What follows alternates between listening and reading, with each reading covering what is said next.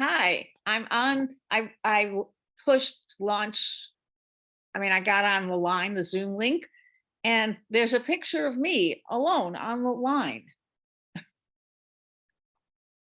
Oh, oh, okay. Where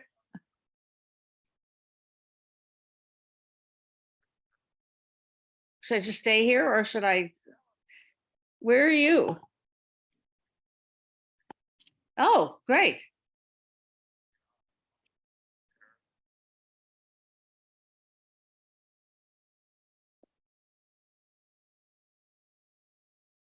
Sure. Okay. All right. Bye.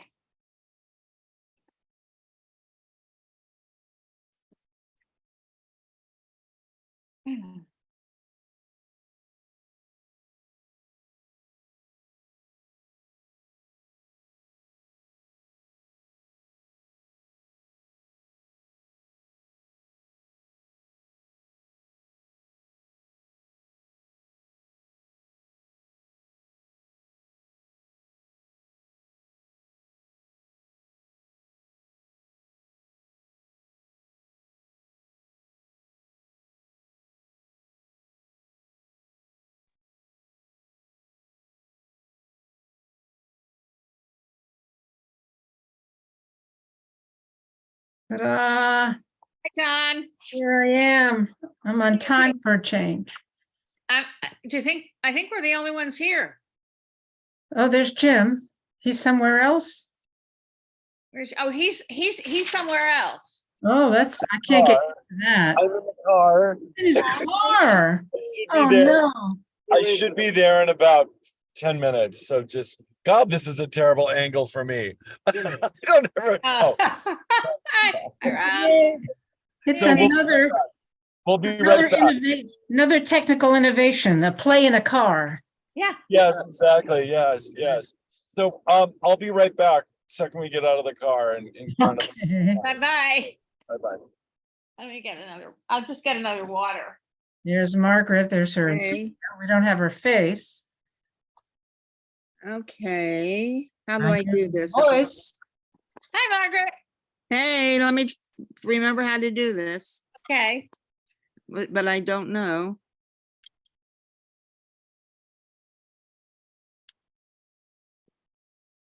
Ah. Why don't I know? I don't know. I can't help you. I'm just, I know less than you, so I can't comment. and I know much, much less than you. Nobody knows nothing. Nobody knows nothing. I like. That's the title of my new play. Nobody knows nothing. It's a nothing. great title. I'm great on titles, but then I got to write the thing. Where they go? They all left. All left. Wait a minute, now I've done something else. Hey, Margaret. Can you see me? No. Oh, just your insignia. Can you see me? I can. Yeah. Okay, can Margaret? I cannot figure this out. Where is everybody? Well, I'm here. Jim is not here. He's going to be in the cottage. He's on his way back. So he'll be on his own. Maybe he can help you once Let's hope so. he arrives. So how are you? I'm okay. Been, working a lot, which is annoying, and my poor tenants woke up this morning to their text that they had no hot water for 2 days. I'm like, what?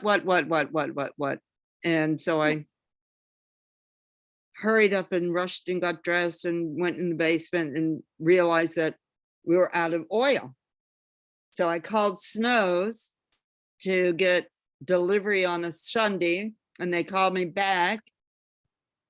Do you know that it's $300 for an emergency delivery on a non-work day? Just for the delivery, not for the oil? That's disgusting. That's terrible. Maybe you Did- should do someone else.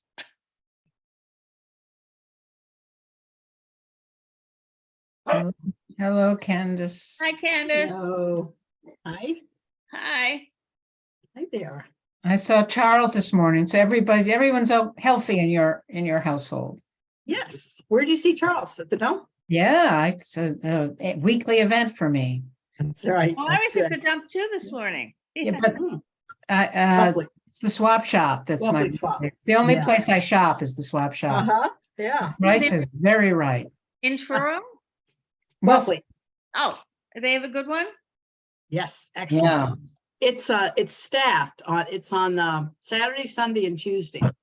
And it's Oh, staffed with volunteers, and it makes it work pretty well because they kind of keep things organized, and it's we good. are only open in Truro on Sunday, Saturday, Sunday. Yeah. Oh, it's even Three- less. Sunday. 3 Well, days is pretty good. It's 8 to 12, and they do 2-hour shifts, so it works pretty well. Oh. So did we lose Margaret, or is she? Yeah. I'm that's trying to what figure out it how to. Oh, there I am. is. Pamela, hi. Yeah, I just figured it out. Is Margaret doing something with her oil tank? I heard that. She had to get a refill on a Sunday, and They Ooh, wanted to charge her $300. wow. It's warm enough. Maybe she could go without. I'd go without, I think, today. Yeah, she has a tenant. Oh, Uh, it's actually warm in my house right now with the sun. Yeah. Yeah, it's a nice day. Beautiful. Got out for a minute. oh, word. My other writing group has been here for the weekend, so I'm like all Oh, buzzed. nice. Oh, wow. Yeah. You are writing squared. Yeah. Writing group squared. Mhm. Writing group's great. I'm writing, trying to get ready for Eventide. So Getting ready to submit for that. submit, yeah, I'm not, I've totally rewritten it and, You have till the 15th. Myra? I assume that means midnight. what? I assume it means midnight on the 15th. Well, That's when mine's going to be sent in. are you working on it? Yep. Oh. Well, I am too. I don't know. Getting tired of my own material. It's not Wow. good. Is this no show that you are submitting, Linda? Yeah. Right. So I've totally rewritten it. Since the last time, the last rewrite. Yeah, I have an idea. Oh, since we read it here last? Yeah, since Wow. yeah, I'm cutting out a lot of the stories. The only stories I'm leaving in are the ones that are relevant to who am I. So it's anyway, Yeah. I may run out of things to say. Is Jim coming on? Yeah, Yes. Jim is he's in Right. the cottage and he's gonna set up there. So but he's coming on. He's just arriving back. He was someplace. I can't get used to you guys being in separate screens. That doesn't work. Oh for my me. God. Yeah, We're separate people, really. We are. we are. And we have Margaret, but we've lost her. What do you think happened? She couldn't figure out, we had the insignia, we had Eventide in her voice, but not her face. So she was trying to find her face. Okay. So Don and Linda and Susan are all presenting today, right? Yes. A triple header. Yeah. Oh. Hi. Who do you see? Someone else has come on.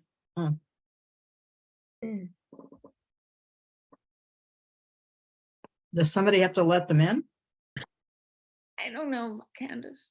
Let's go to the door and open it. Yeah. John. Ah,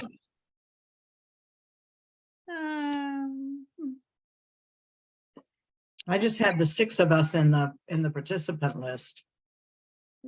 4, 6. yeah, this is it. This is everybody. Well, Jim's coming on. And Jim. Jim and Yeah. Margaret. And Right. Margaret, right.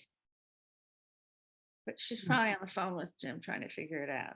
So I'm short a man, so I'm going to draft a woman to play a man. Transgender reading group. Okay, we can do it. Okay. Hello? Host, hello. I'm Who's feeling that? like, isn't there a play called Hello Out There? Yeah. Oh, No. yeah. Okay, William there's ETC. Saroyan, I think. Oh, William Saroyan. Yes, Is it William Saroyan? I think there's so. Jim. Where is he? Oh, he Oh, just there's left. Margaret's. There he Yay! Now all we need is Margaret's face and we're set to I go. don't see Jim. Where's Jim? Jim is he's on mine. Good. Are you on gallery view, Linda? Yes, yes, Jim, I am. Here I am. Hello. Okay. Hi, Jim. Just a second. Are you there behind the logo, Margaret? No. Gallery. Margaret, can you say something? Margaret? Hmm.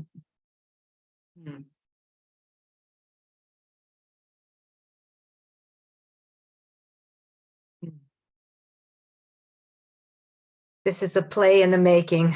I What know. happened to the person Shows that she's, behind the logo? Seriously. wow.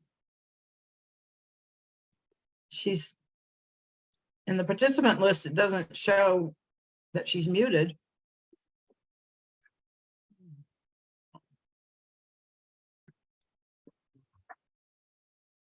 No, I don't know. Who's gonna go first? What? What? Who's going first? John, did you say me? No, I didn't say anything. Oh, Can you guys hear me? Yes. There you are.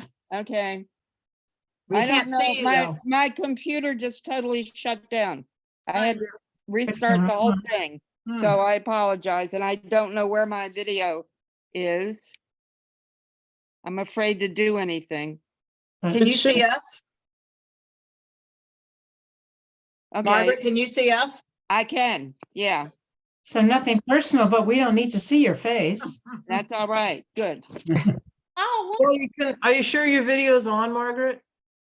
'Cause that Uh, looks like your little avatar thing. Like if you go into the upper right of your box where the three dots are, there should be a thing that says start video.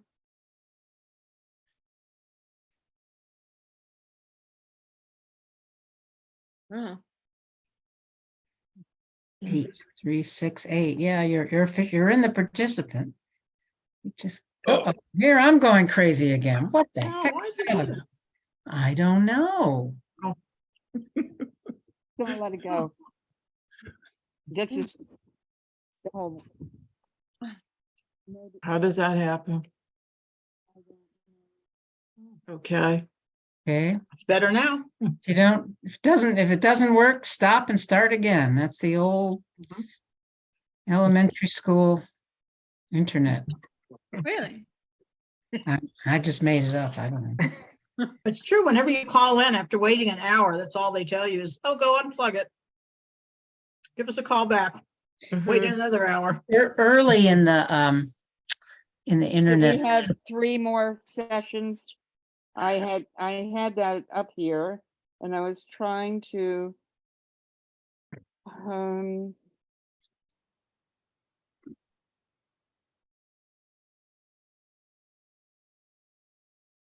Today is April 2nd, John, Linda, and Susan. April 16th, Candace for the Love of It, Matt, Little Wonder. April That's- 3rd, That's the 16th, Margaret. yeah, That's what 16th. she said. Okay, sorry. April 30th, Susan's The Girls Who Knew Too Much, and somebody else we need. And then May 7th, somebody we need, and Jim's White Guys. Am I correct? I think Yeah. I think it's white gaze, but that's okay. maybe Oh, I I'm wrote sorry. I'll check and see if I wrote it wrong. No, you did. It's correct. It's my reading. It's Okay. mine. Okay. So that's it. Okay. Have we had? Ira, have you had 2 sessions? No, so you can slip me, I can put myself in for one of the places that you need something. Okay. Well, you pick the 30th or the 7th. Let's do the 30th. Okay, Give other people, if they're working on something, more time. okay. And then Pamela, have you had 2?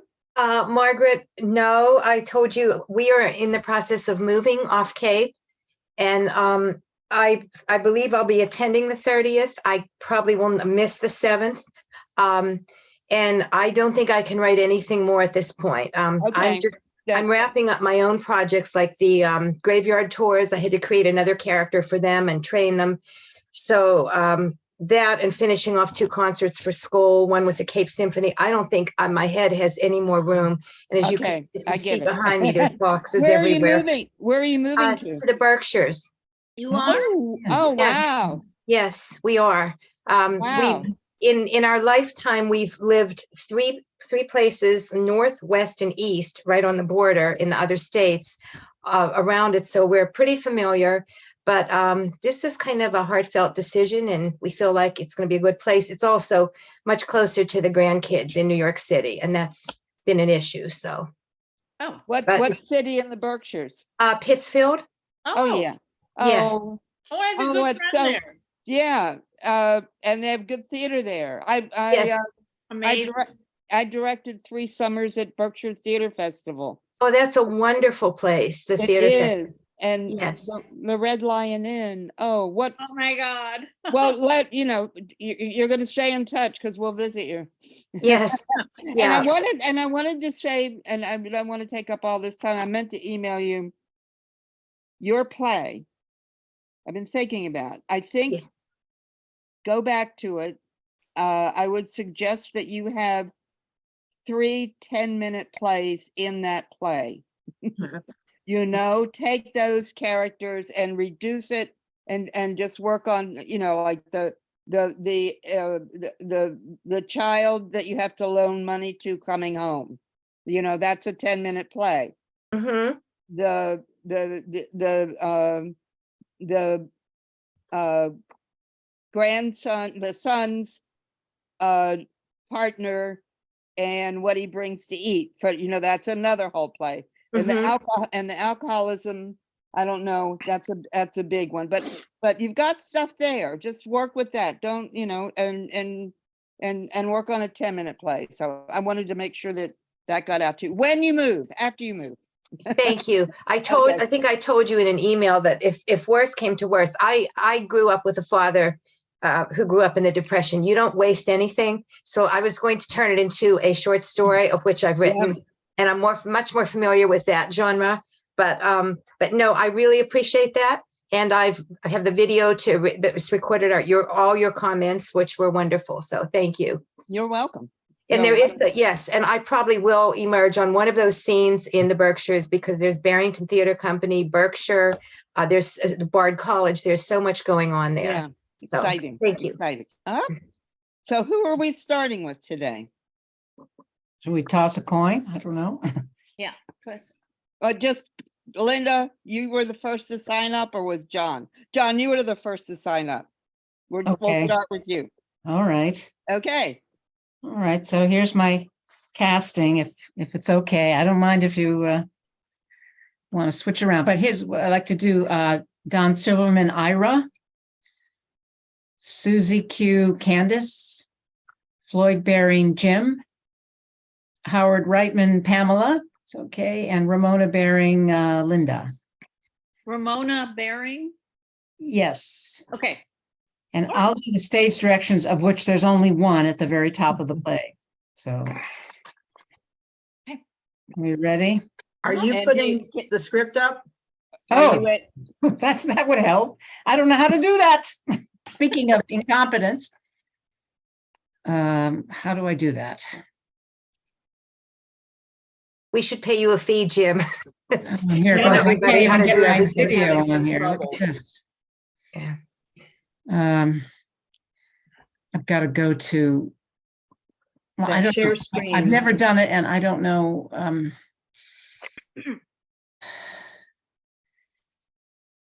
Um, Can we just give him verbal directions? Did somebody said go to share screen? John, Yeah, I don't think it's going to work for you. Your screen keeps on fuzzing over. That's going to be a problem. yeah. Did I did turned it you? off. Oh, There it is. Oh, I there you go. I You just got it. did this. I don't know if it's working for anybody else. Thanks, but I Ira. can- Yeah, Ira, that's great. thank Ira. you. Ira, Let me if just- you could just, yeah, get rid of that side thing. It's just a little button on the bottom Okay, right. hold on. I also want to, I have two screens, so I need to move this. Yeah. So easier for me to. Yeah.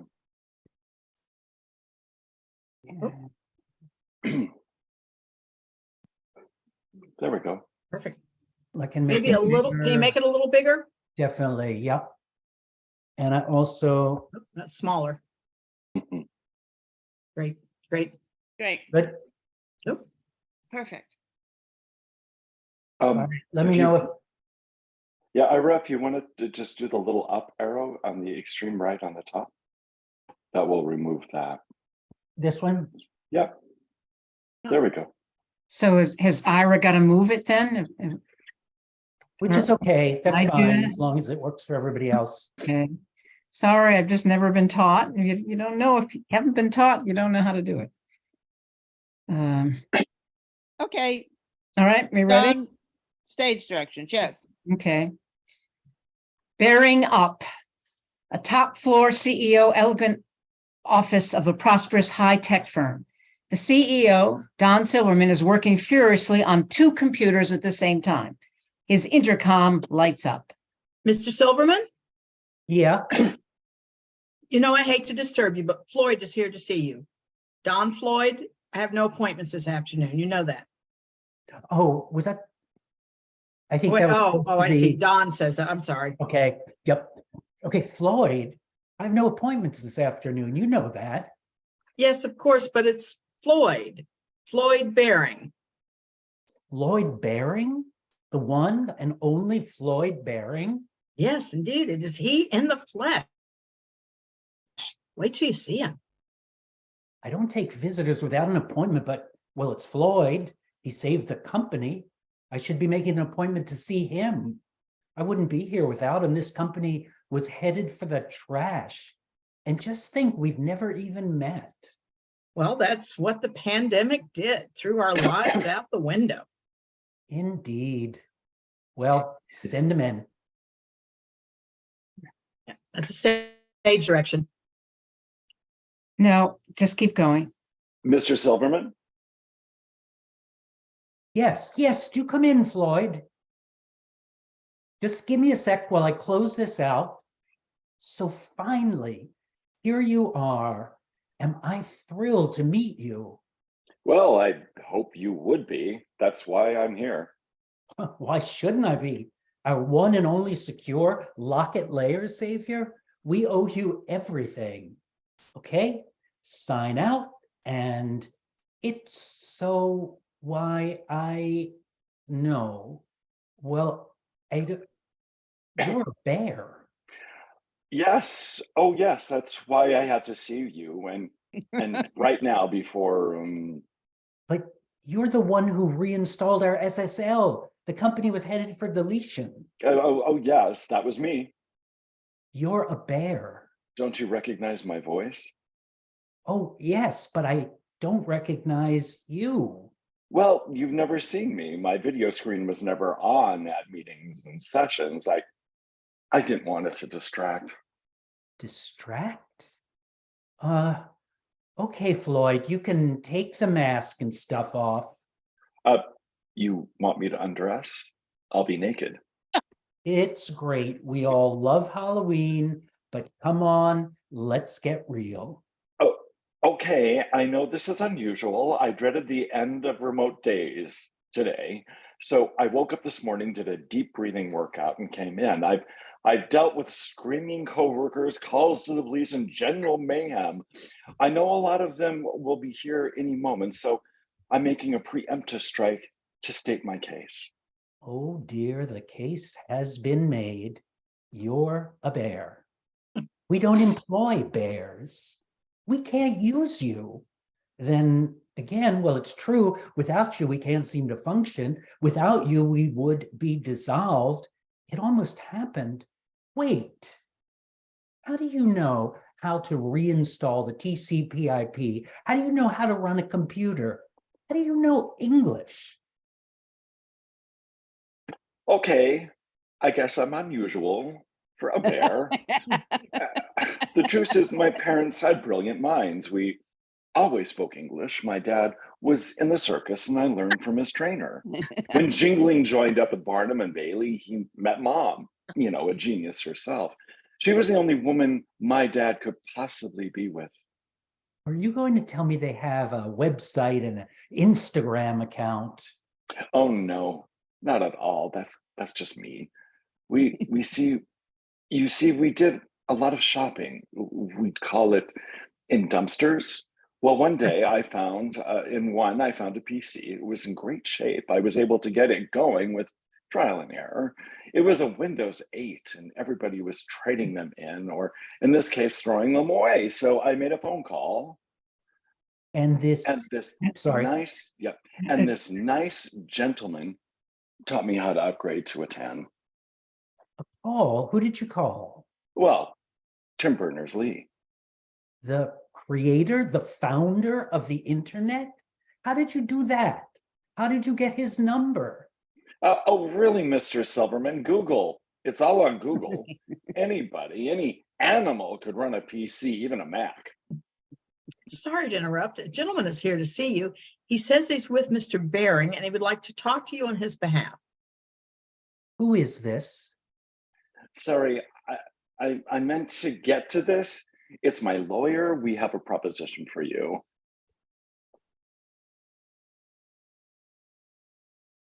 Mr. Silverman, this is Howard Reitman.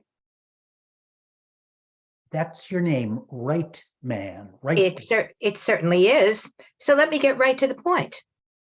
What can I do for you?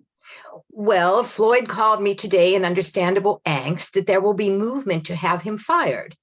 Everybody knows his work saved this company. There is no cause to terminate.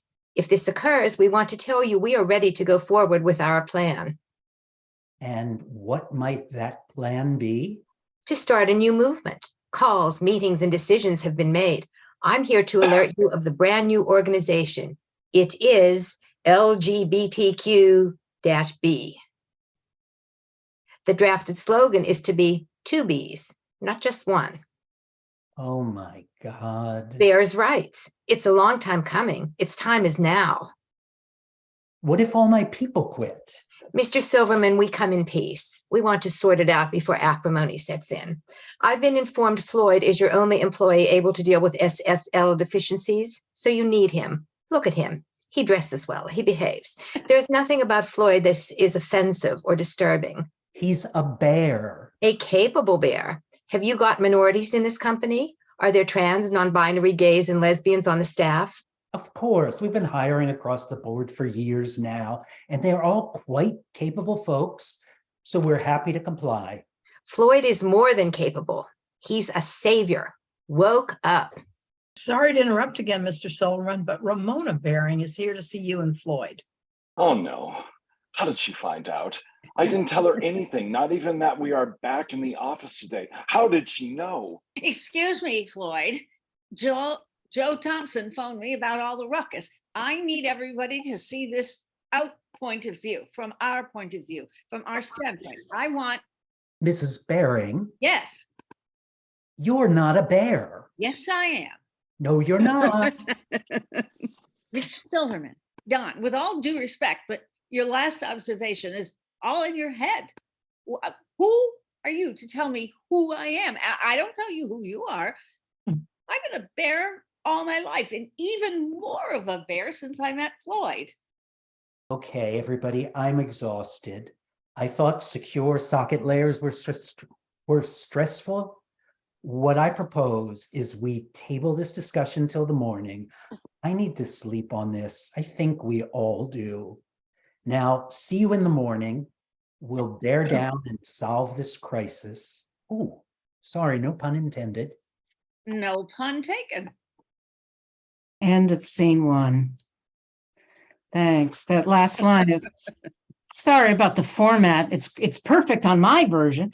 It's You know supposed to be, what?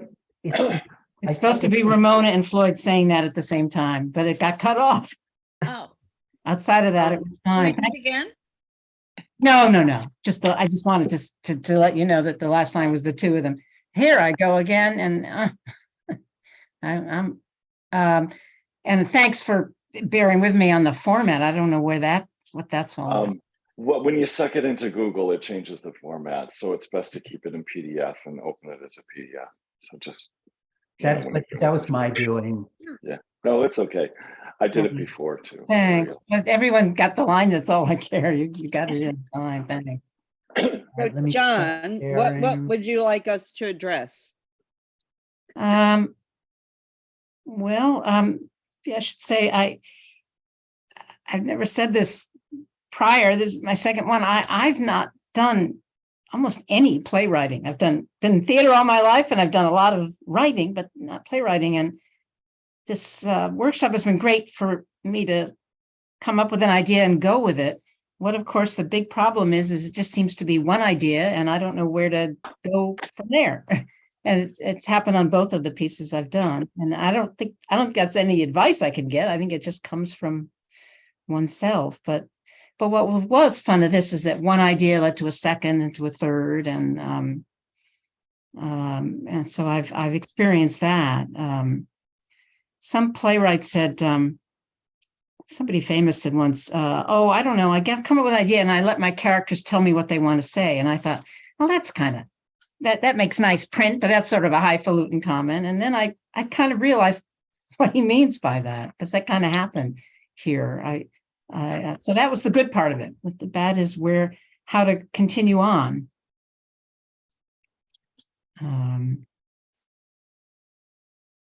You mean what is going to happen in the next scene? What's How going to to think in happen in terms the morning? of an arc, yeah, which I haven't written in long. Even my writing is basically short memoirs and essays.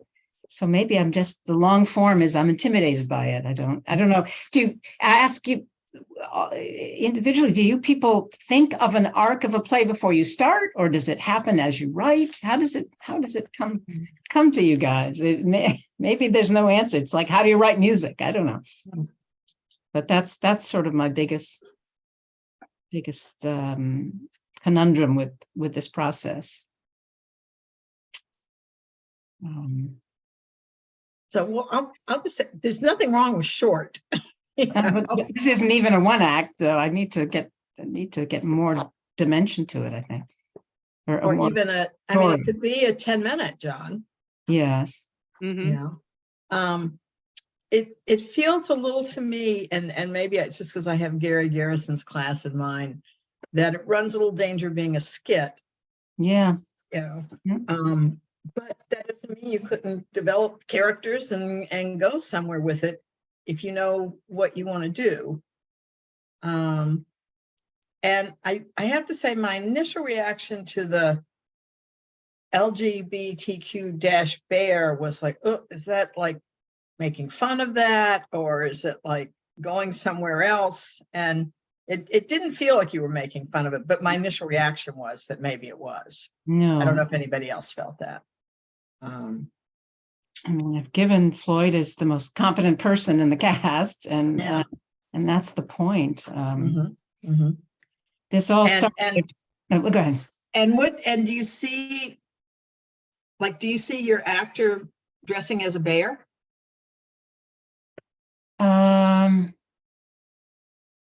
Yeah, I guess at this point it would have to be because Ramona would not be.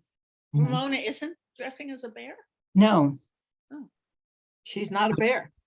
she just identifies as a but she is, yeah. Because I mean, that's she's- where I started, and I didn't have this at the beginning, and I just thought once from it's sort of maybe it is leading me to something about rights and bias and prejudice, and is where I thought I was starting to go with it. So that might I be, think it would be more animal rights than LGBTQ plus rights, because I thought it was like, it doesn't quite match up, you know? That was my take. because animals are not humans. I mean, Right? Non-human animals, the rights of non-human animals, which is an issue. But, you know, pretty heavy one, but anyway, mm, he's not a gay bear. but it's, hmm. Yeah, to me, Jim? yeah, to me, Like it's a satire. It's satirical. It's a satire, and I'm wondering, you're satirizing identity, and so I'm wondering what does John have to say about identity? When you came up and you brought up the LGBTQ plus B, you know, it's like, or whatever it was like, oh, okay, that's taking a chance. And then when you bring in a woman who identifies as a bear, that's also taking a huge chance, which which I kind of enjoyed, because I think as playwrights and thinkers, we should take chances and challenge.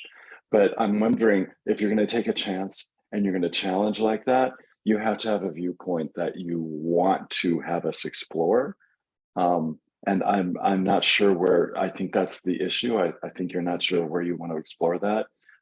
When I get in, satire is really tough to do. You know, like, so what is that? Satire closes on Saturday. What is it again? There's this famous like quote about plays that are satirical and everything. But I think if you have a real perspective and you have a voice and you want to say something about this, you know, you're playing with fire, which I love. But I want to know what you're trying to tell me. So I kind of surrender. For me, it's always, before I start, I have an arc, or I have a story I want to tell, or something I want to get out. So I would say go back and why does this appeal to you, John? What do you find?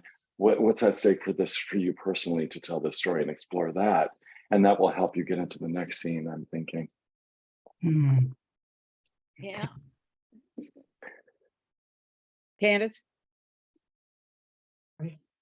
I think, to me, it makes a difference if you're thinking in terms of you're writing a 10-minute or a 40-page one act or a 90-page full length. I mean, they're really different animals, I think.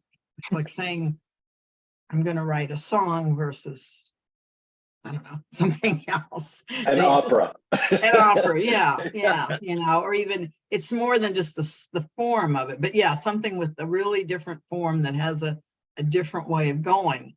And I think if you think of it as, yeah, I think to find your arc, you'd have to have a sense of what's the form of it, what's the shape.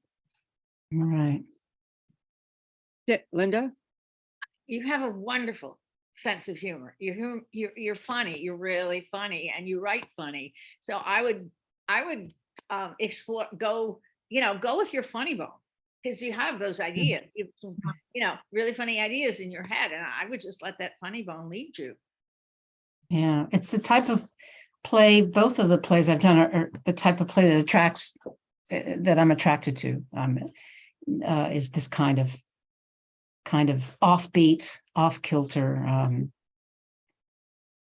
I guess it's the first plays I saw when I was little were farces, satire, and I just was like, oh my God, this is a world I haven't been in before. I really, and I'm buying it. That's why I think it's so special.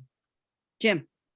Yeah, you know, it kind of what I really loved about it was that it was very sharp. It's kind of like Joe Orton, you know, how he gets into a play, and like every 2 minutes there's this wacky twist that happens, and you go, I didn't fucking see that coming, you know, like that.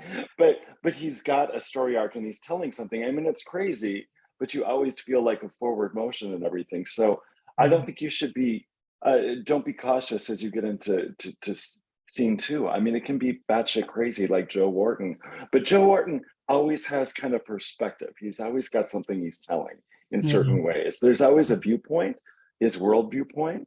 So just, I want to know through this play what John's world viewpoint is, and what you want to tell me, because he's Joe Orton is satirizing everything. I mean, the Catholic Church, sexuality. I mean, she just takes everything on. So that's, and I love it. I mean, you know, and that's an example of satire that really, really, really works wonderfully well.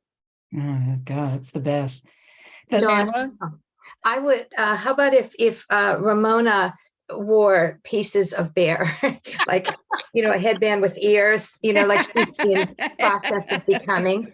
that's I think great, that would be add to your satire, yeah. maybe. It's just the tail. Yeah.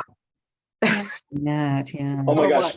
If you do that, you're really playing with fire. Okay. Oh, So he is if you want to playing play with fire, if you want to play with fire, go for it. Go for it. But just have a perspective. I want to know what So- you have to say about this. So, yeah, let me answer that because this idea came, those of you who came to my reading, I think Candace did. I ran into I've hiked all my life and I ran into a bear not that long ago and it just totally mind boggled me that I went, that's a person, that's a real thing. And so I wrote this fiction piece about the bear coming up to me after I'd walked away. And I'm singing 100 bottles of beer on the wall because I'm so freaked out. That's what really happened. Is And that then a real bear or What? a person who's a bear? A real bear. this really happened. And the bear was cool as ever. I was a basket case. And he walked away. But so I told that part of the story. And then in my fiction thing, the bear comes up to me and says, what's this beer you're singing about? And we end up having a real. Oh, I remember that story. yeah. Right. Going So and I then think going I'm back talking to a year Susan- later. Yeah. Susan about it. And I just thought I still want to go further with this idea of bears having a lot of human characteristics. That was the thing. He was standing there looking at me. I went, my God, it's just like me, except it's different, and having to deal with that. So that was where I'm coming from about what's the difference between us and animals. Well, we had a I bear would- at the Oscars, right? A bear, Wasn't there a bear in the Oscars this year I don't know. I didn't see on it. the stage? Right. That was very weird, wasn't Yeah, it was. I was Was it trying a to real figure out bear? a person in a bear suit, but it was a very well done suit. And what was Suit. Was What it a was real it? bear? What's that? Oh, it wasn't a real bear? I don't think so, because then it crawled into the audience. It was Oh, a right. takeoff on Cocaine Bear. Yeah. Yes. Oh, right. Bear. That's a film? Yes. Yeah. Okay. It's gone now. Okay. That may preempt my ideas. This has already come out. No, Yeah. don't let go of it. I would. I don't know whether it's helpful or not. My brain starts to go through things like Ionesco's Rhinoceros, Oh, Yeah. yeah. and other plays that have animals in them and what they're saying. I don't know if it helps or not to look at, to go that way. It may. I can't remember the name of it. It's an English playwright, a play that I got when I was working at a theater, and I loved it, and it never got to New York. Has it been done? It's a play about a shipwreck. The ship, it's like 1400s in a seaside village in England, totally isolated shipwreck. There was a chimpanzee, an ape on the ship. It survives and comes ashore. The people capture it. They know that they've never seen it before. They know that the French are going to invade them, and they think the ape is a Frenchman Hmm. because they've never seen it before. And so That's the village, interesting. they capture him. They're going to hang the Frenchman. There's another play with an elephant about the story. He's a current playwright. And anyway, he's got about a town that kills an elephant. Anyway, you can look at what these are trying to say. I Yeah. wonder what to you identified within your human spirit when you saw that bear and the impact it made on you? What was the impact it made on you? And that you can't get rid of.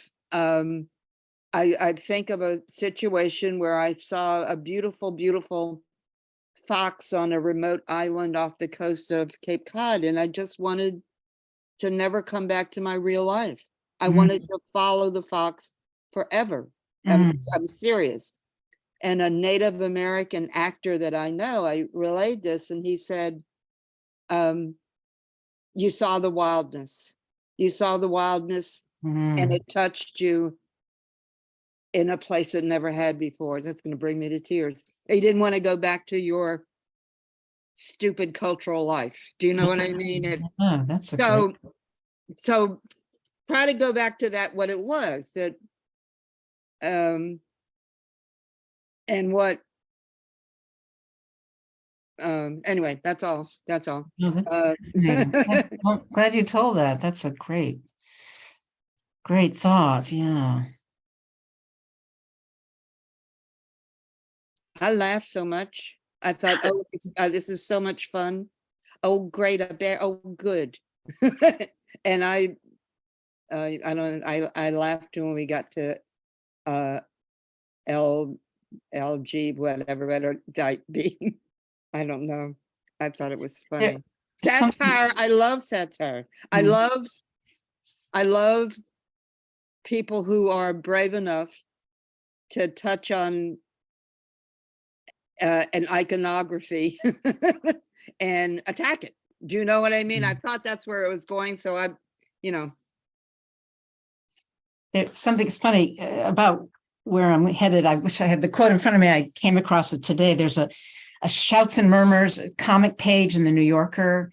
And about 6 months ago, the current event was there was this whole thing about the government does know about UFOs and they are happening and they're keeping it from us. There was a letter from a UFO to us, to the world. And I've saved it. And the first thing is, we get it. We understand what you're going through. But this Carlson guy on TV, we don't understand that. Can you explain what that is about? And then, but later on it said, okay, everything else we're okay with, but this racism thing, really? The color of people's skin? I mean, that's not funny, but in a way it is funny.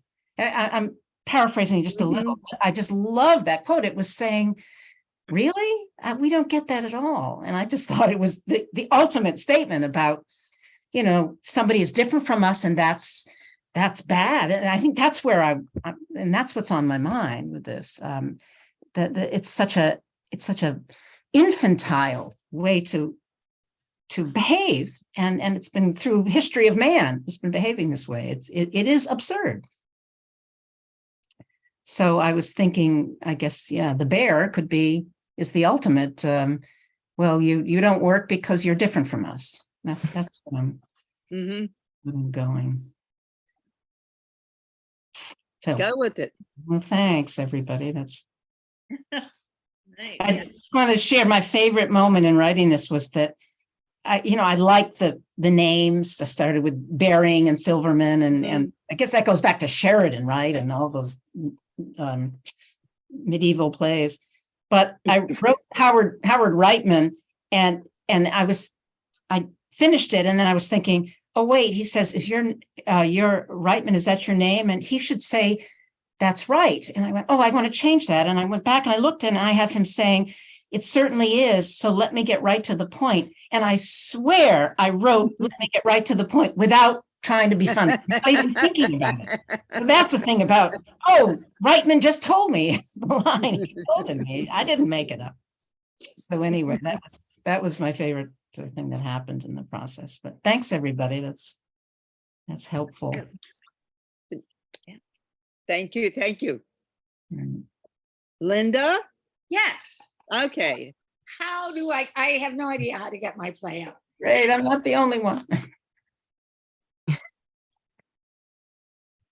Does anyone, Jim, can you help? Okay. Which version? I've got 3 versions, Linda. The one I sent in. I can find it if you want. You sent it in when? Which, I- I No, sent it the 10-minute play. the 10 Yeah, minutes. stuck again. okay. Here, I've got it. Let me see if I can, I'm gonna open it. No, don't.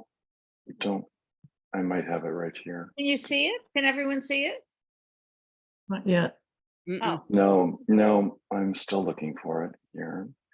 Let me just make sure. you sent it in, It's, perhaps, remember? It's What's it stuck called again, again? right? Stuck Linda, again, what's right? it? Stuck Stuck again. Okay, done.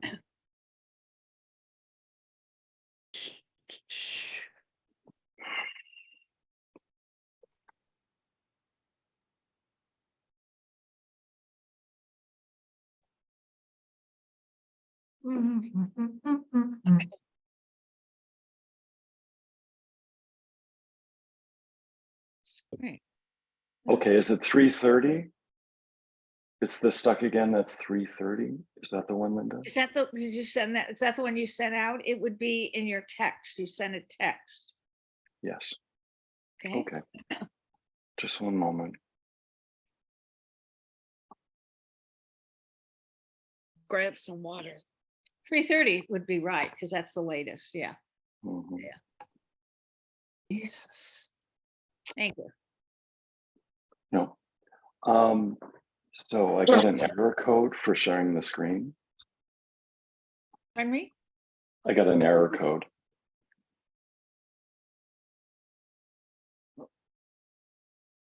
It won't let me share.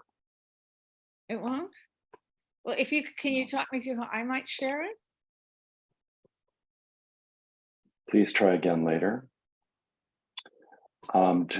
Is anyone else getting that error code? Let me try and see if I have any luck.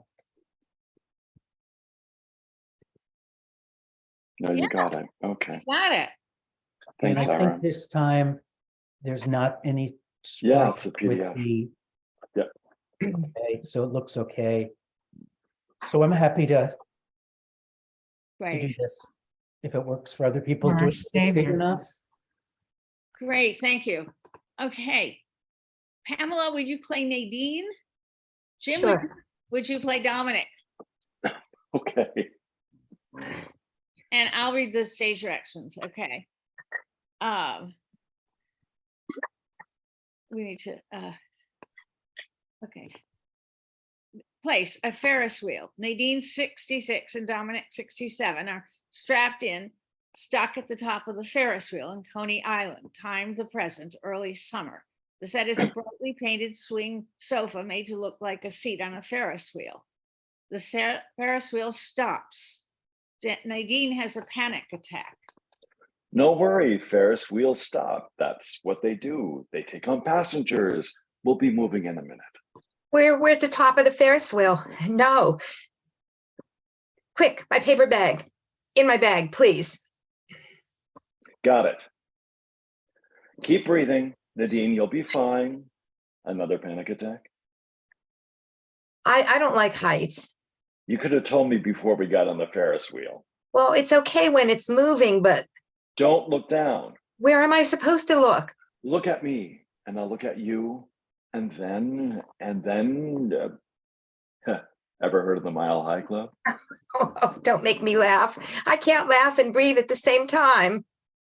Nadine removes the bag. Better. Give me a minute. Nadine's breathing is coming down. Dominic opens a split of champagne. He pours 2 glasses and one to Nadine. Here, try this. Oh, you brought champagne. To us at the top of the world. No. She takes a pill out of her handbag, washes the champagne down with it. B12, it calms me down. Oh, stuck again. Are you referring to this Ferris wheel or me? He holds out the Nadine, box with the ring inside. Nadine, my love, will you marry me? Dominic struggles to get the ring out of the box. The Oh, ring damn it. The ring flies out of the box down to the ground below. Oh, fuck. Oh, Dominic. Emergency. We need to get down now. Help. They can't hear you, Dominic. I don't know that. That ring was my father's. He gave it to his most favorite mistress before he went back to my mother. Why would I marry a man whose father kept mistresses? He gave it to me as a warning. Don't do mistresses. And do you? I'm not my father. I want to say, yeah, but the apple doesn't fall from the, but we're much too high up to say that. I don't know whether to laugh or cry. Help. Do you hear me? Help. They can't hear you, Dominic. Nadine takes a gummy out of her purse. Another vitamin? Actually, it's a blueberry, a chocolate covered pot blueberry gummy. Marijuana? You brought marijuana on the Ferris wheel? You don't do weed? Absolutely not. It's legal, Dominic. I bought this from a proper store with a license. Chocolate coated. Want one? She hands Dominic the beaded Indian purse. You should only take a half if you haven't done this before. Dominic goes to throw the bag out of the cabin. What are you doing? Give it back. Come on. Nadine grabs his hand, tries to get it back. He resists. Nadine tries to bite his hand. Oh, what are you, crazy? Dominic gives up the bag to Nadine. You tried to kill me. If I had wanted to kill you, there are other ways to do it up here. Oh, we're up here. No, we're still not moving. Do you need that paper bag again? No, I'll be fine. I'm good. I don't believe you wanted to throw my medicine overboard. Medicine? My doctor prescribed them. It helps. Why not take Klonopin? It really helps. Klonopin makes me more anxious. You've already had two. Oh no, everything's gone to shit. I bring you to Coney Island, one of my favorite places when I was a kid. It's not the Ritz like you're used to, but we love the hot dogs, right? I planned a fun ride on a Ferris wheel to propose. I saw it done in a movie a few years ago. I bring champagne. I was even going to get down on my knees to do it, which is a heroic task for someone my age. Then we get stuck at the top. You binge on blueberry weed and have two anxiety attacks, not even 5 minutes apart. And then you try to bite my hand. This isn't how I planned it. East of Eden? I remember that movie. I was nervous the entire time they were up there. You don't want to marry someone like me. We know so little about each other. Dating for a year don't count? The very fact that you're even thinking about throwing away my medicine it's a deal breaker, Dom. Today it's my blueberries. Tomorrow what, my sleeping pills? And the next day you go after something else like me, like eating marshmallows in bed? I'm a grown woman. I make my own choices. I lived through a sweet husband who died with surprises. I'm 66 years old, Dom. You're 68. We had full lives before we met. Husbands, wives, children, grandchildren. We come with a shitload of baggage. How could I marry a man who doesn't respect my baggage? 67. I'm 67, okay? What kind of surprises? You had another wife? Financial surprises. He worked on Wall Street. I don't want to talk about it. Look, Nadine, I care about you. That stuff's no good. You're confusing caring with controlling. No, thank you. Hey, you down there. When we starting up again? Come on, move it. I don't want to get married, not to you or anyone. Well, how come you didn't tell me this before? You never asked me. We were having such a great time. I thought this is what you wanted too. I'm not a mind reader. You should have told me before. Really? What if I said, Dominic, I don't want to get married? You could have said, who's talking about marriage? I would have been crushed. That don't make sense, Nadine. You don't want to get married, but you're crushed if I don't want to. First you say stuck again, and then you ask me to marry you? How fucked up is that? I don't want to talk about it. Please, Dom, I can't be with another man who keeps secrets. Sorry. I was speaking about my wife. The love of your life, wife? The one whose funeral you showed me pictures of. That one? She was both the love of my life and the woman I was stuck with. That's what marriage is, Dominic. You were such fun. A free spirit, never made any demands on me. I love that about you. I was about to propose, and then I'm thinking, what am I doing? When I first got married, I couldn't imagine myself loving anyone more like I loved Velma. We had 3 sons. She became more interested in them than me. We grew apart. Then she bought one of those king-size mattresses that each go in different ways. I slept up and she was far away from me, flat down. Talk about deal breakers. I was stuck in what my son called a dead bed. I became anxious. It could happen again. You get anxious too? Yeah, but I take Klonopin. It works for me. You got to know, I wanted you from the first time I saw you in my restaurant eating oysters alone in the bar. I gave you a glass of the finest white wine in the house. You ordered another dozen oysters and laughed at my jokes. I can't lose you, sweetheart. No, Dominic, you'll really understand the meaning of stuck again if you married me. Oh, the sex was so great. That happens with blueberries. What? I had nothing to do with that. Of course not. It was you and me together that. Oh, yeah. Come on, come here. They laugh, Dominic holds it, they kiss. Oh God, How could we give this up? I have to think. This ain't a thinking thing, Nadine. Fuck buddies. How about we become fuck? I should wash your mouth out with soap. What? What's a woman like you doing talking dirty? It's called making love. I've always wanted the real thing. Me, a man, you, a woman. Day to day, year in and year out.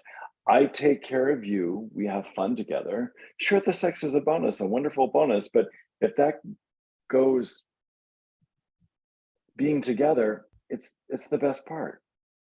You just said you felt stuck with your wife when the sex was over.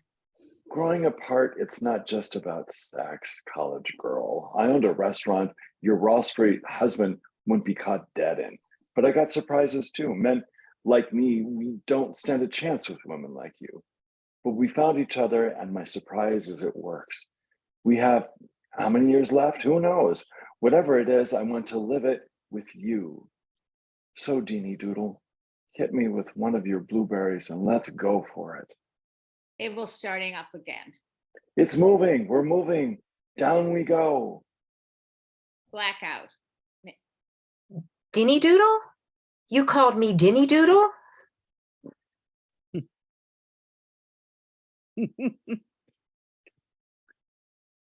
Okay, thank you. Thank you, Ira. Okay, you're welcome. Thanks. Linda, what would you like us to address? Is it a skit? Do you believe it?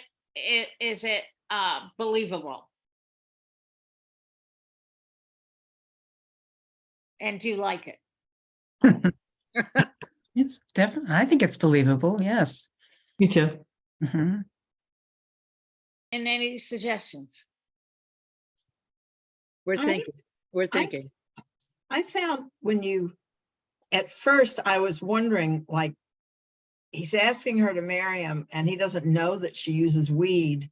But then you kind of explain that even though they've been dating, there's a lot they don't really know about each other. And I do still wonder about that. Like, so when they dated, did they mostly just have sex or did they talk about other things? But somehow they haven't discussed personal things. Like, he doesn't know about her husband. She doesn't know about his wife really.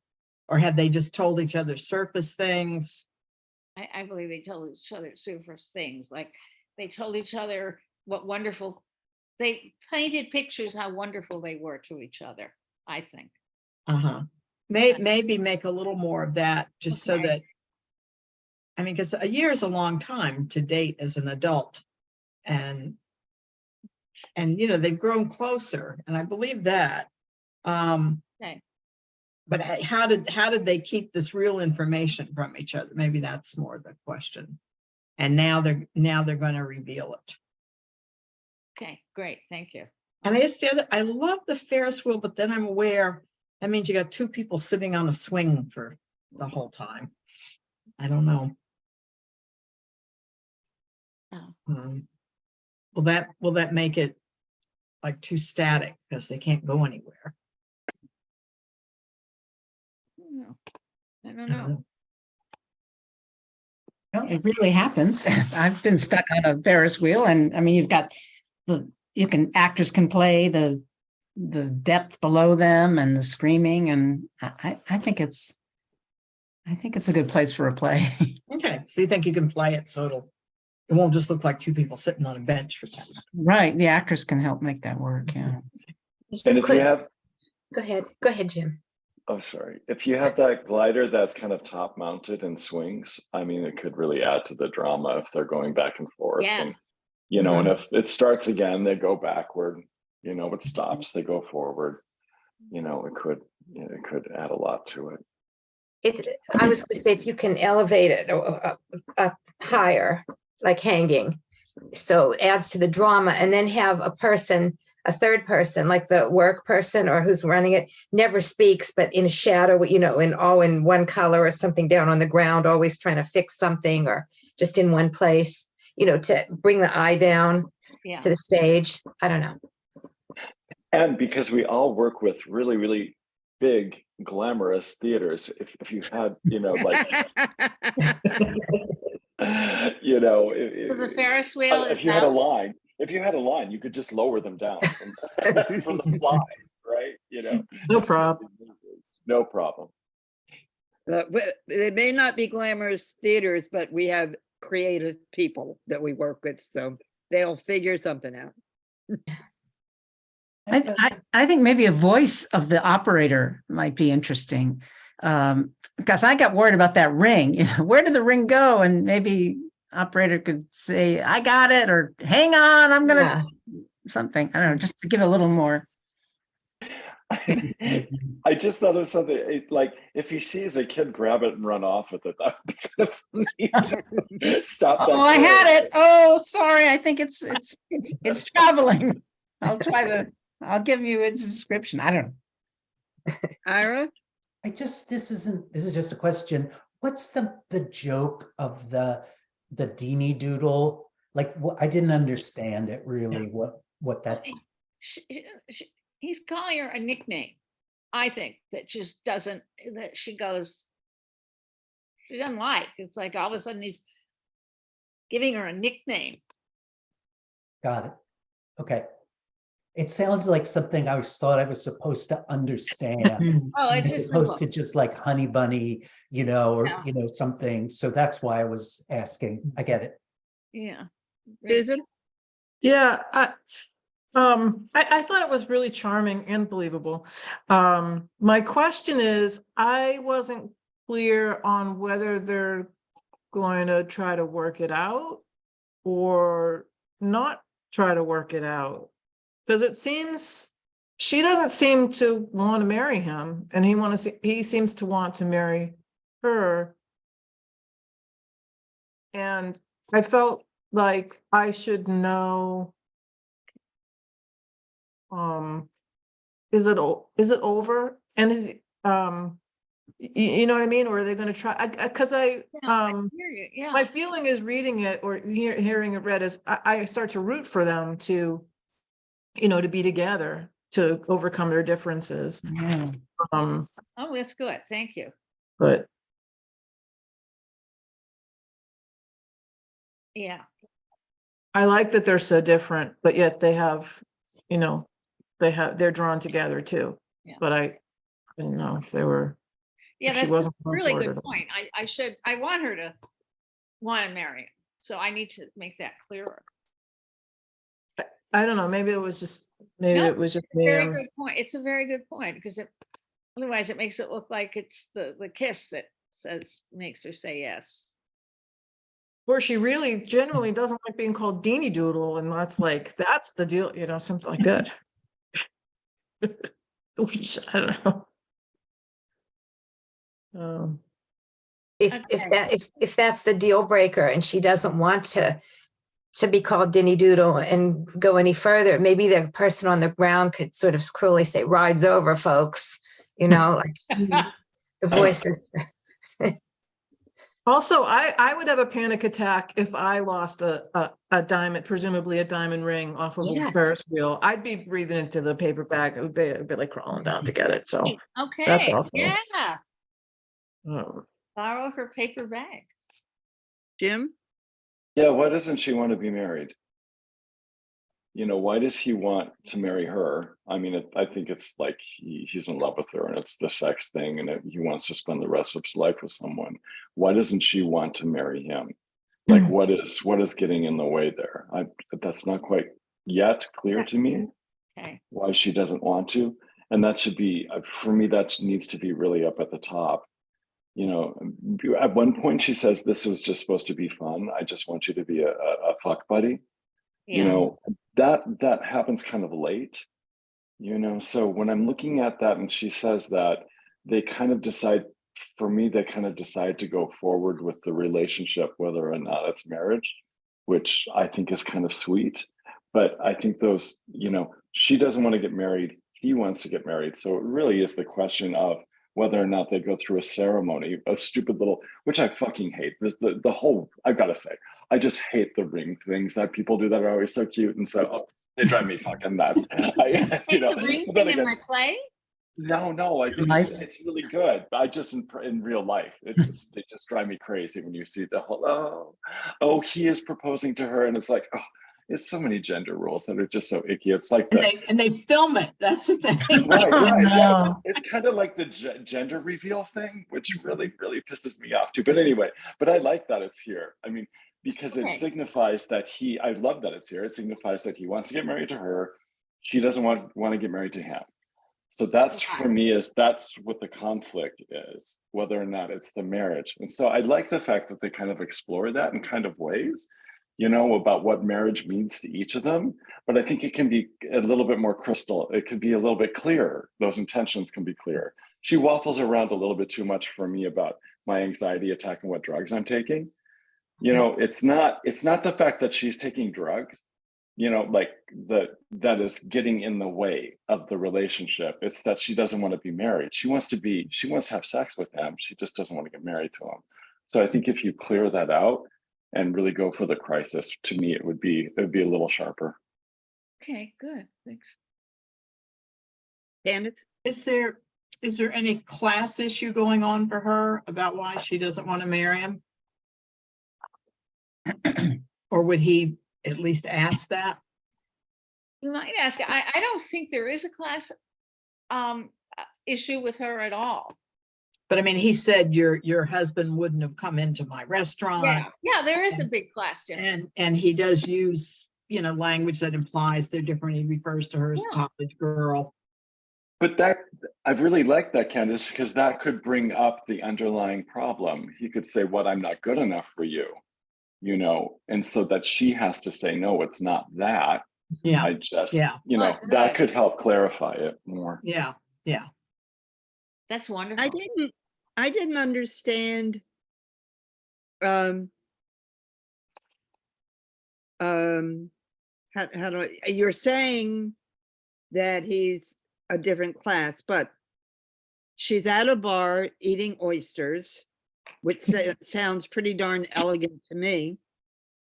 And then he's saying, and he gets her the best, whatever it was, Chablis Chardonnay in the house. That sounds elegant. And then it's a restaurant that your Wall Street husband wouldn't be caught dead in.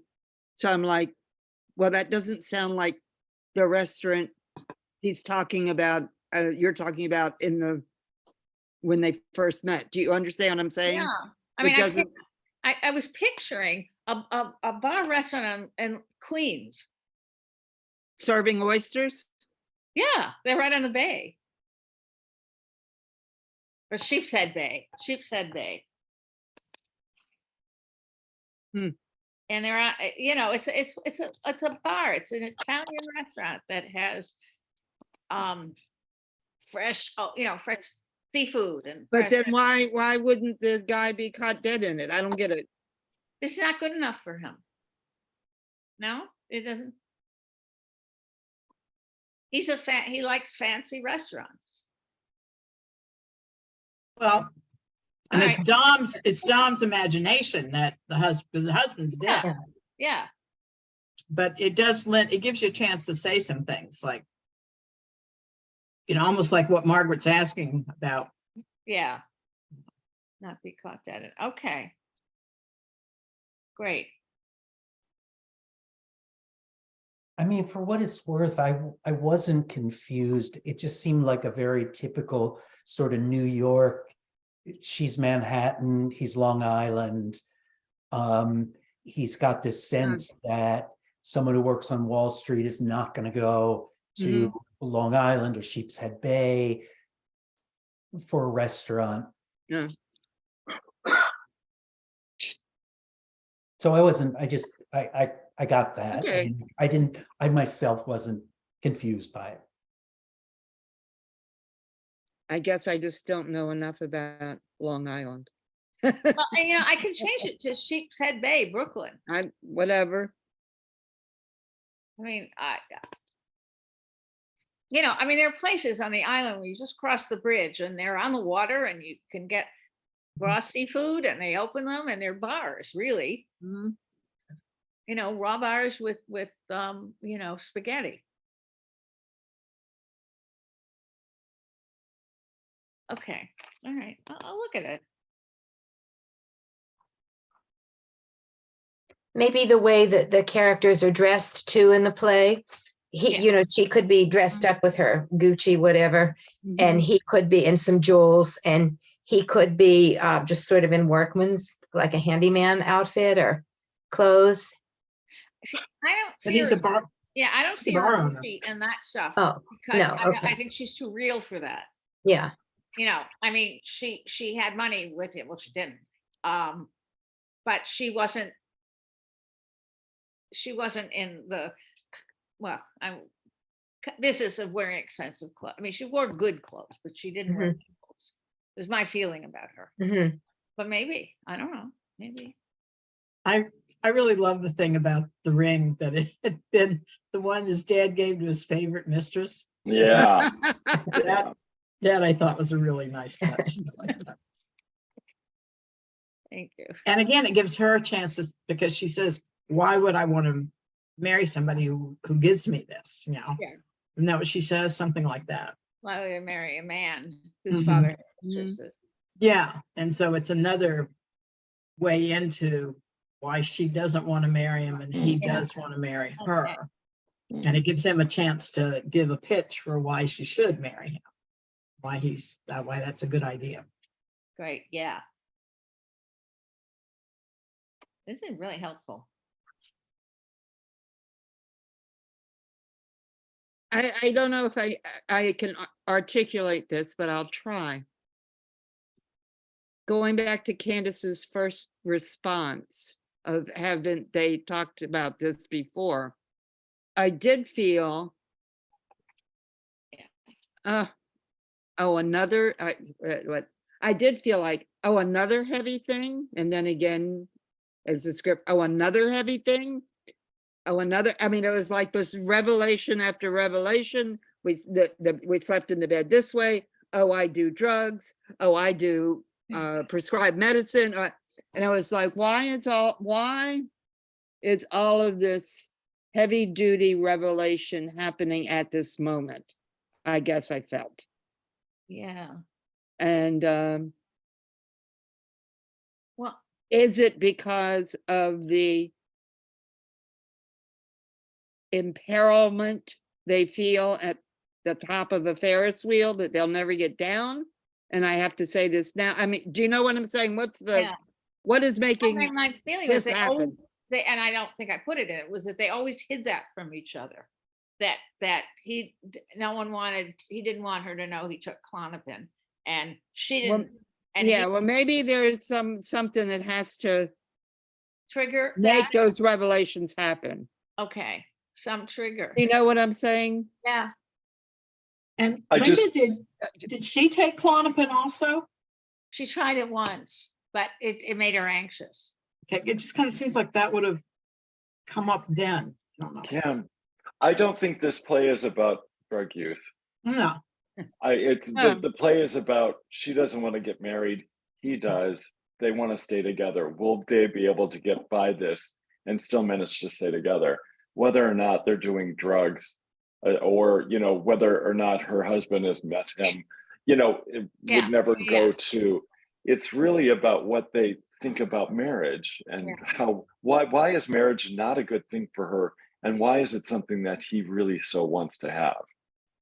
Which I kind of like, because that's kind of a turn, because traditionally in these things, you know, it's the man, you know, the horrible traditional stereotypes. The man doesn't want to get married, doesn't want to lose his freedom, and Yeah. the woman does, you know. So that's why I think this is kind of refreshing, is that she Yeah. doesn't, for some reason, she doesn't want to get married, and for some reason he does. That's the central thing here. And Well, I there's- love that they really don't resolve it, and they decide to, yeah, they'll probably have sex together again, and this may have brought them closer. So it's kind of fun that way, but that's why I'm thinking of it. Well, there is a situation where she's imperiled because she cannot escape. And if Dominic thinks that she's Mm. not gonna say yes, he's got her trapped now. Mhm. Do you know what I'm saying in this? Yeah. Yeah. Well, it's nice situation? because the situation is also metaphorical, right? They're Yes. up in the middle of the air. Yes, They're yes, not yes. going, if they're, Yes, when they get down there, are they going to separate or not? And they're stuck together right now. So I kind of like that. I totally see that, Margaret. It's really good. And maybe she views it as being stuck. I mean, maybe the voice, you know, it has to come from off stage. Sorry, this will take a few moments to, you know, you will be stuck there. I don't know, a voice like that, the voice of the operator, that they're working on it. And so she sees it as stuck, but he's saying, we're going down, it's going around again. You could get very symbolic here, like, you know, Yeah. marriage the second time, the merry-go-round, I mean, the going around the Ferris wheel, but Mhm. she sees it as being stuck. And maybe that voice would, Stuck too, yeah. Mhm. yeah, confirm it to the audience. I thought about having him carry the panic, the paper bag. So when she panics, he says, "Here, I've got your bag." Yeah, I thought of that, of doing that as a instead of her taking it out, that he says, "I brought the bag for you." Mhm. There is a statistic that I've heard is correct, and I don't know what the actual number is. Oh, let's make it up, Margaret. Okay. 80% of men who have become widowers will get married within 18 months after their wife dies, because they're used to being married. They like the marriage situation. They like the benefits of being taken care of, whatever. For women, it's different. They experience a freedom that they didn't have before. Yeah, I was thinking of myself. bet- Yeah, I yeah, don't think I'd want to marry again. I think that you reach a certain point in your life, and you've made your peace. I mean, not you've made your peace, but you have your freedom. that's what I'm saying. Yeah, You don't want to be a caretaker again. You don't want to, all those things. yeah. So you're saying that you need to hear more of that in the play is one of her reasons. Okay. No, that's not what I'm I saying. like that. I want to hear, why does he?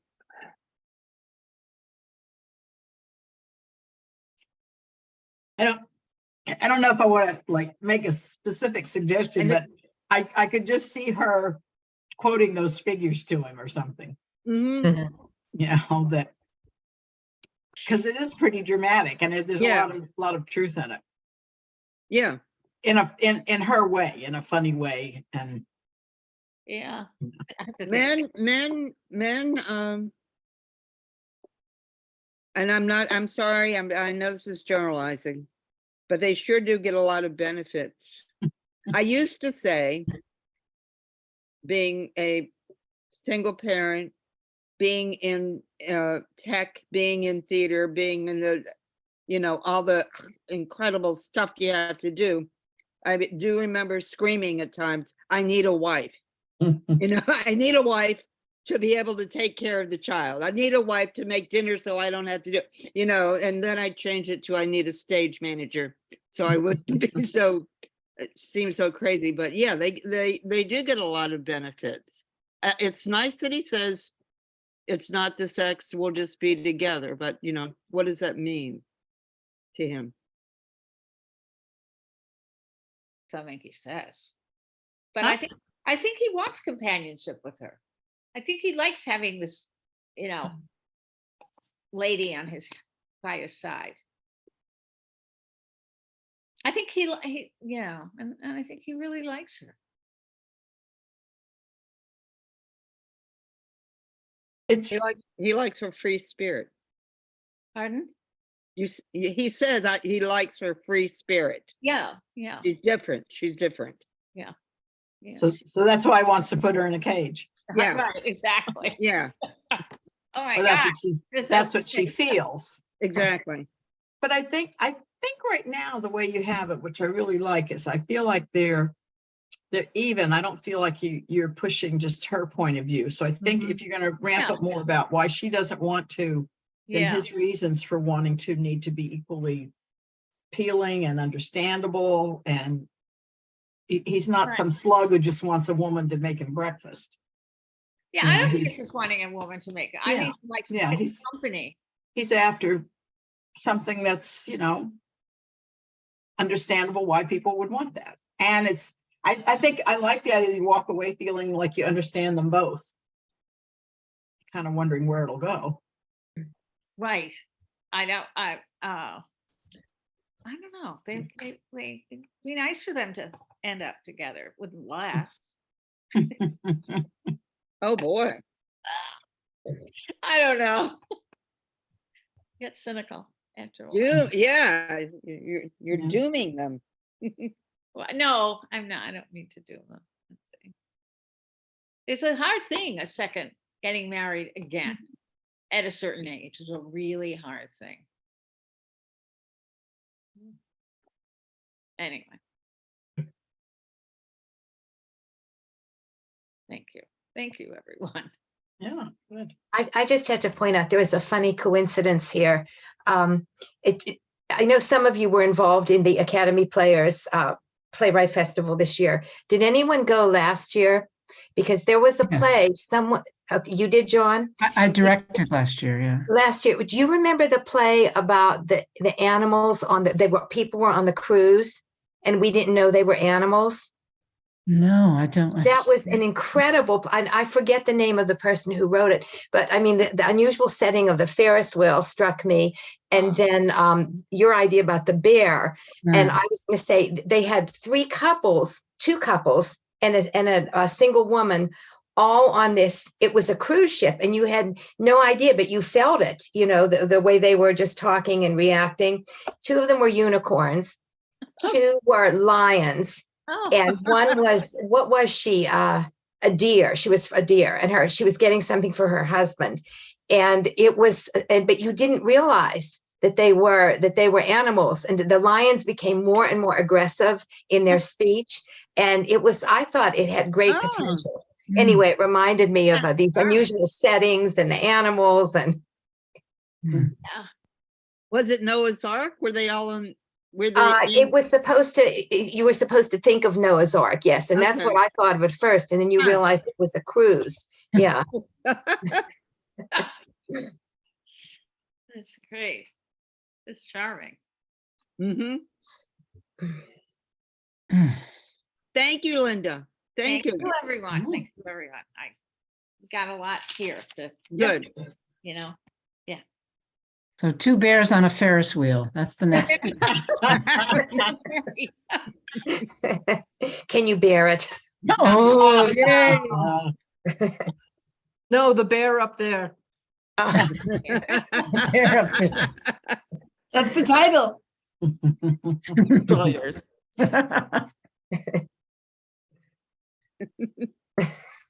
Next. yeah.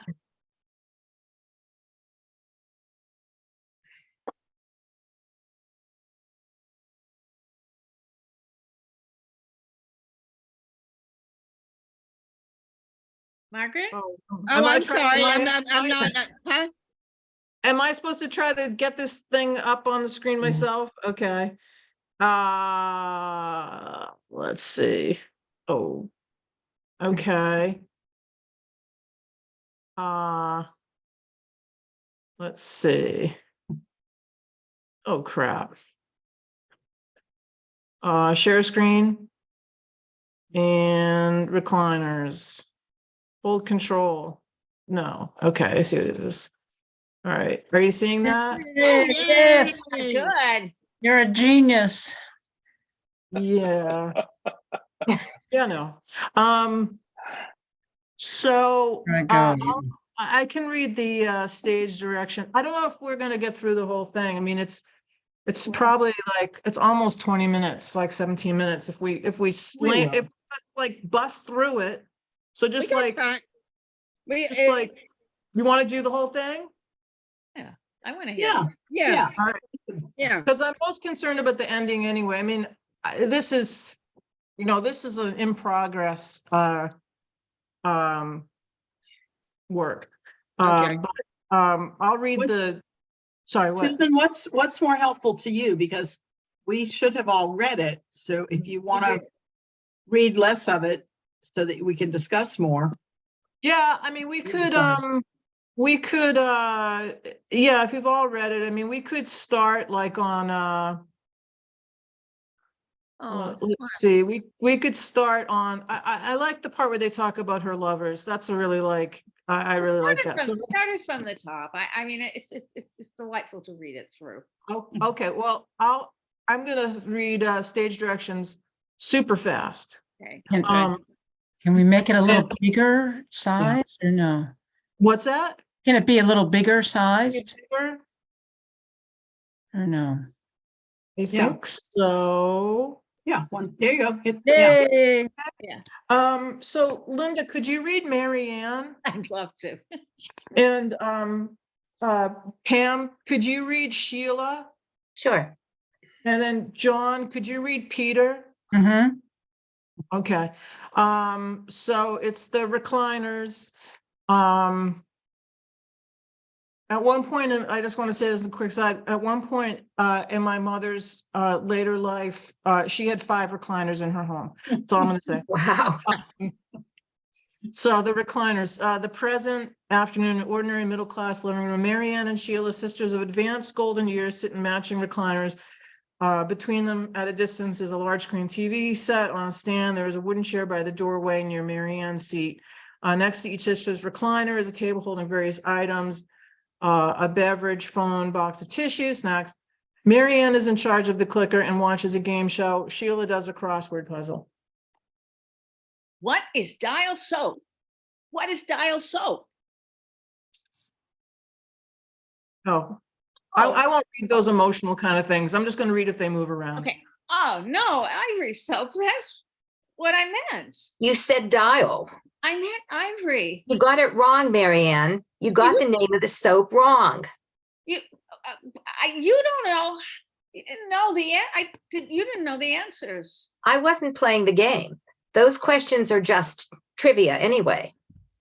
What are you doing that's so important? A puzzle? Crossword puzzles keep your mind fresh. Well, I'm learning things by answering questions on TV.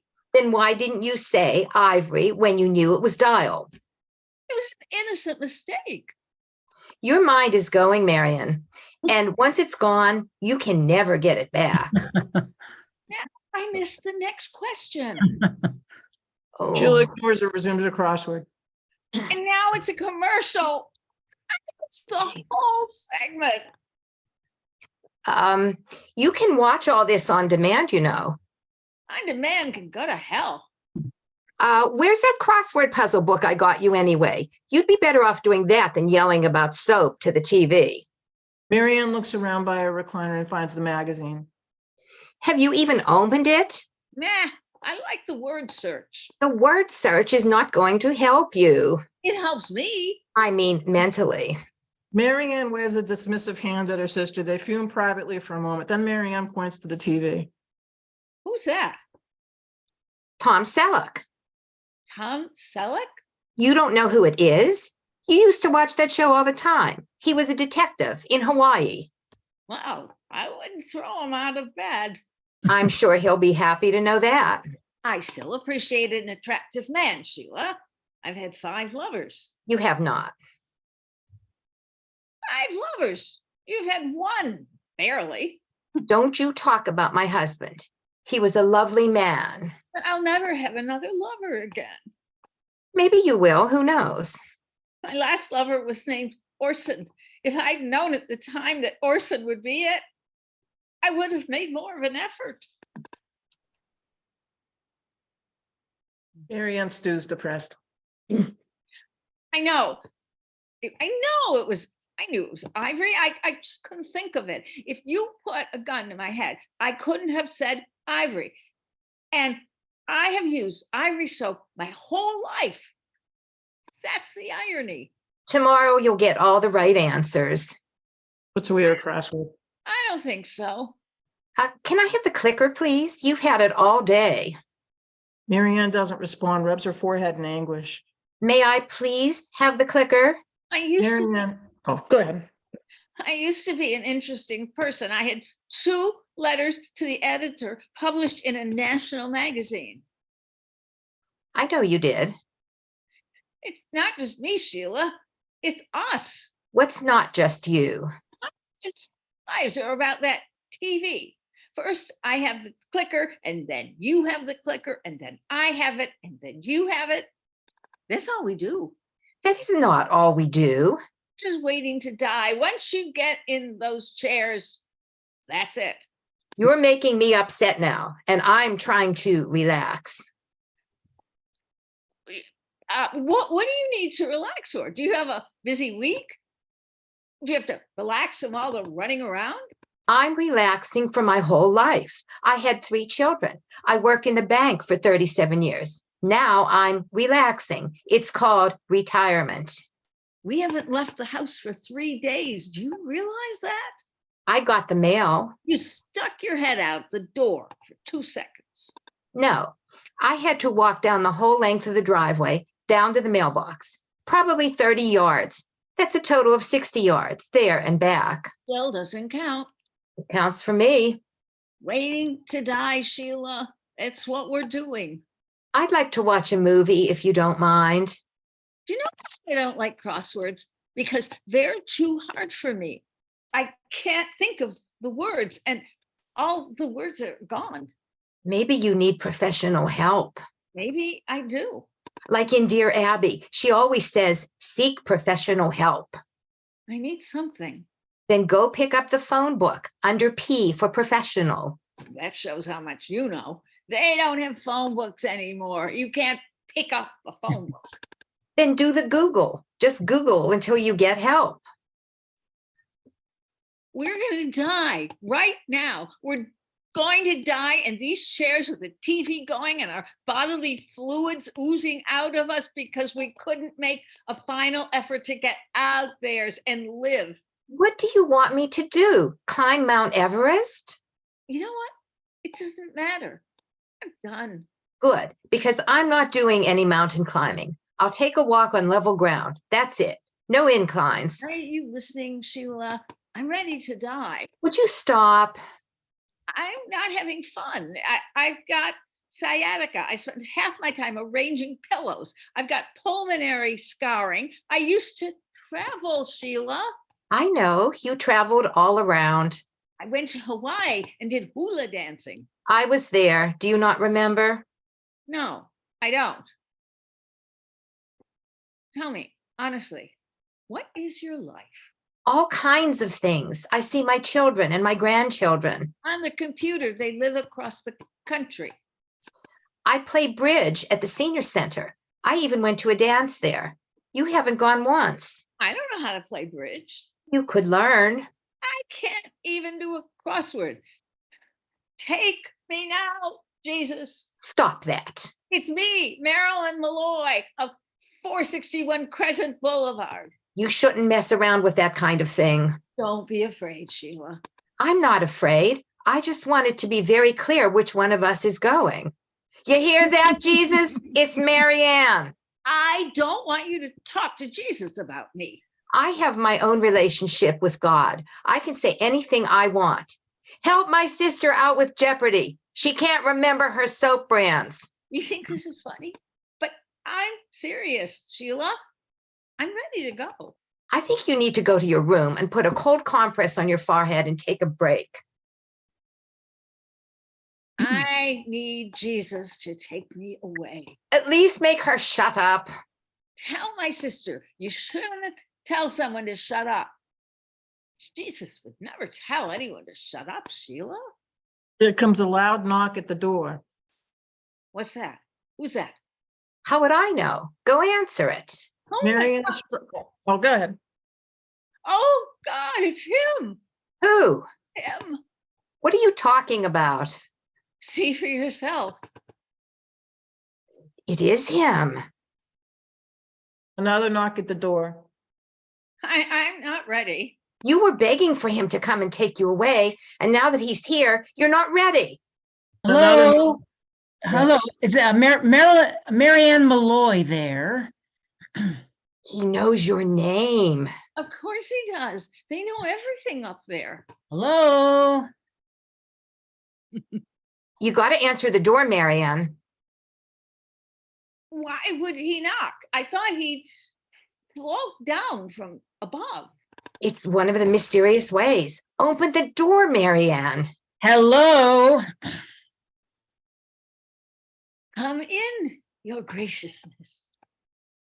A young man, Peter, enters. He has long hair and wears humble hemp-based clothing and sandals, rather like a movie version of Jesus. In this case, though, Jesus carries a messenger bag and a computer tablet. Hi, I'm from. I know where you're from. Oh, okay, good. Some people don't always like it when I show up. Maybe they've led terrible lives. Are you Marianne? Yes. Okay, well, your name is on my list. I thought I'd come by. He's got a list, Sheila. Aren't I on the list? I just have Marianne. Would you like to sit down? Okay, oh, thank you. Mhm. Anything to drink or a snack? I could make you an English muffin. He doesn't eat food, Sheila. I'm fine, but thank you. You left a message? I just sent one. I'm here to follow up. Is now a good time? Is it ever a good time? I mean, no offense. I'm sure it's a lovely place, but I'm used to being here. I know I asked to see you, but now I'm not sure. It really is a lovely place. You'll be welcomed with open arms. Before we get to the next step, why don't I just start with a few questions, if you're not too busy? She's not busy. I was thinking of getting a hobby, crossword puzzles. Well, there's a lot to do at the center. You call it the center? Or headquarters.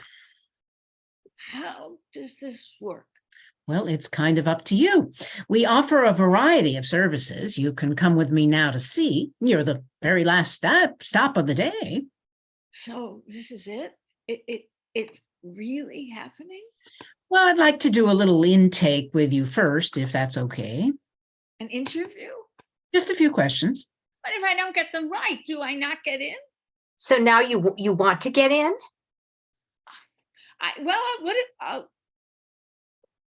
I don't want to get rejected. There are no right or wrong answers. We just like to know if you have particular health issues, allergies, any physical limitations. That'll help me figure out what activities might be good for you. What's it matter if I've got allergies where I'm going? Things like latex can be an issue for a lot of people. You can't get away from problems no matter where you go. Is it true I can get anything I want when I'm there? There's bingo, tai chi, a new ping pong table, an anonymous benefactor. Unfortunately, funding is always a challenge. That's awful. Anyway, once I get some info from you, I'll write it all down on this form. And then I go back to the office and I create a file for you. You have offices and everything? Nothing fancy, just a bunch of cubicles. I thought it'd be like the Taj Mahal. Afraid not. The director's got a private office, though. You call him the director? It's her, actually. I've always had a feeling. And now just getting back to the intake, any allergies? That's kind of an important one. You're not Jesus. Sorry, I don't. I thought you were for a minute. I really did. You didn't really. Yes, I did. And so did you. I did not. Yeah, you did too. You thought I was Jesus? She's on very heavy medication. I am not on medication. And you thought he was Jesus too. I'm sorry. Was it the beard? No one's ever told you look like Jesus? No. I mean, you come here talking about services and being welcomed with open arms. Oh, well, my name's Peter. I work at the senior center. You signed up for a check-in, Marianne Malloy, right? I've never been to the senior center. Oh, I signed you up. I forgot all about it. Last time I was at Bridge. It must have been 3 weeks ago. They had a table and you could sign up for someone to check in on you. Without telling me? I was worried about you. Do you want me to take you off the list? Thought you were Jesus. I'm sorry. I'm just a social worker. You need to have shaved that beard. Half the people in this complex probably think you're Jesus. I should go. Wait, please. I just want to point out something. You were begging for Jesus to come. I wasn't begging. You threw your hands in the air and asked Jesus to take you away because you said life wasn't worth living. It was a whole thing. And then when he, even though it wasn't really Jesus, came, you didn't want to go off with him, did you? It's not true. I was willing to go, wasn't I? You seemed interested. You see? But you didn't really want to go when it came right down to it. That's a good sign. You still have a lust for life. I had 5 lovers.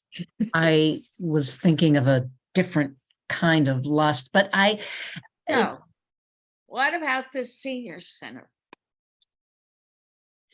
well, like I was saying, all kinds of activities, ping pong, puzzles. Sounds like an elementary school. There are lectures. Just what I need.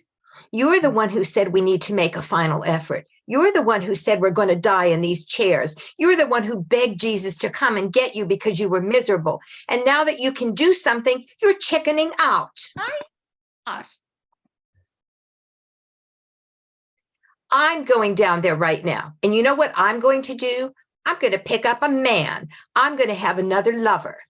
I don't think so. Just watch. The senior center isn't really about lovers. I can't let her beat me. I've got a record to maintain. Marianne struggles to get out of her chair, then follows Sheila out the door.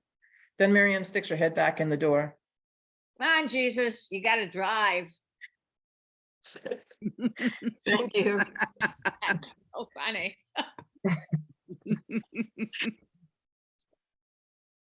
You. Do I? Okay, stop the share. Stop Cool. the share. What would you like us to address? Oh, good, we've got time. Okay, yeah, it's like I said, it's a work in progress, but one is I'm concerned that it's, it's hard not to get corny, and I know, so that's a concern. Is it corny? And I know there's a momentary suspension of disbelief where these 2 women kind of think Jesus has come to their house. Does that work? And then does the ending generally work? I feel like I'm okay with the setup, but the ending is just, I've really been struggling with it. So that's, have at it. Candace? Nope. Whoops. Okay, I really liked the whole setup and the stuff between the sisters. Remind me a lot of my mother and her sister going at it about anything, whatever it was, you know. I thought you really captured that and that competition between them.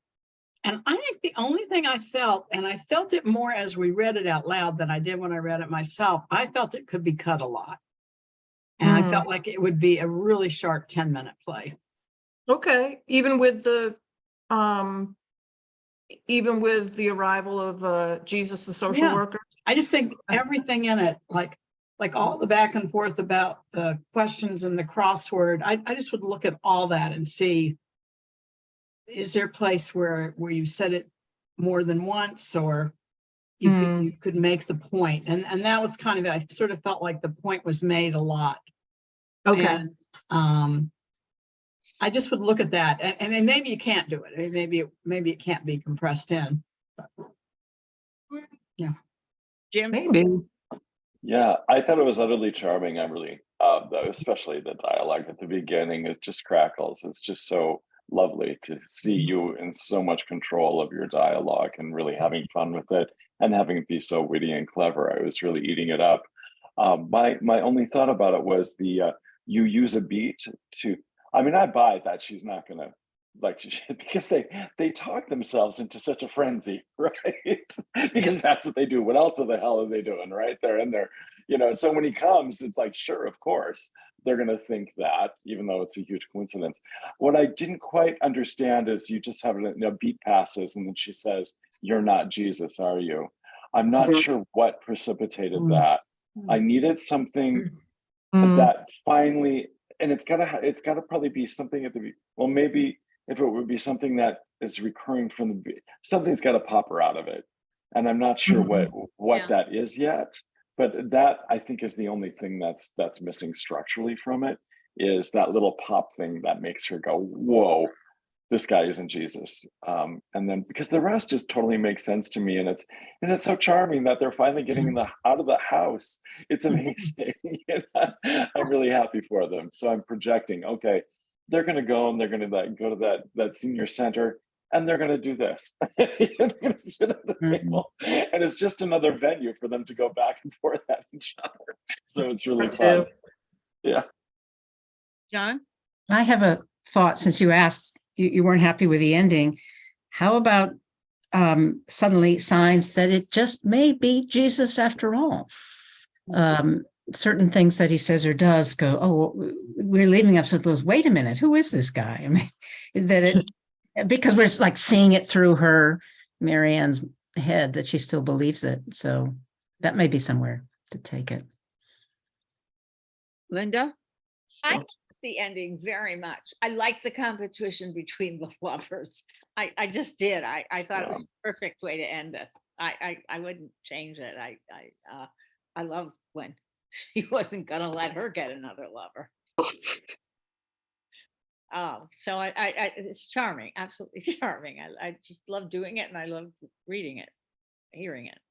Okay. Really, today's about sex and senior citizens. Your play, Linda, and this play, yeah. Yeah, I There's- know. Going Cape Cod, come on. There's a lot. Well, yeah. Along with John's idea, I was thinking this sort of the same thing at the end. Maybe he could say, if about the car ride. Yes, or something like, there's two brothers out there, John and Paul. And by the way, they're serving a great fish lunch, fish dinner or something over at the center. Hysterical. That's funny.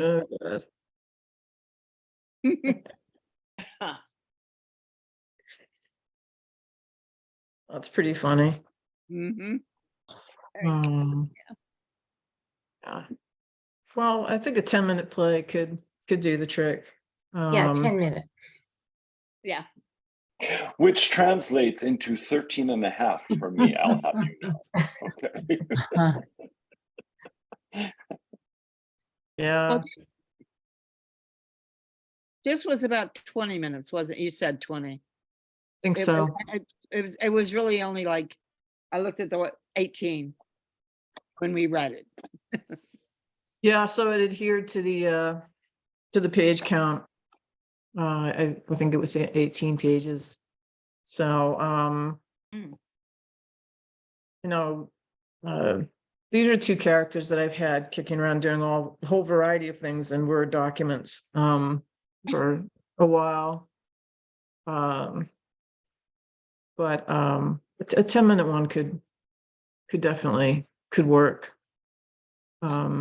Might be more likely to get done than a one act anyway. So to Yeah. say, the nice thing about a 10 minutes, there's places you could send it. And do, Mhm. yeah. Mhm.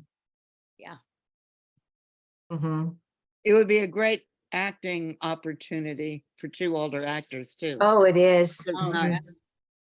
Absolutely. Nice. Juicy role. Mhm. That's what I like. Yeah, thanks. And I love the set. I can really see these recliners. You really wouldn't need the TV, right? Because they're watching the TV. Yeah. Right. That's true. Yeah, yeah. You don't need the TV. Yeah, Could maybe say in there the unseen TV or something. yeah. And you were specific about some chair next to the door. Did that have a purpose? It once did. I think that's a vestigial prop Oh, that we forgot to get rid of. okay. So I think I think he sits down. I think that's where he sits down. Hmm. He does sit down at one point. So that must be it.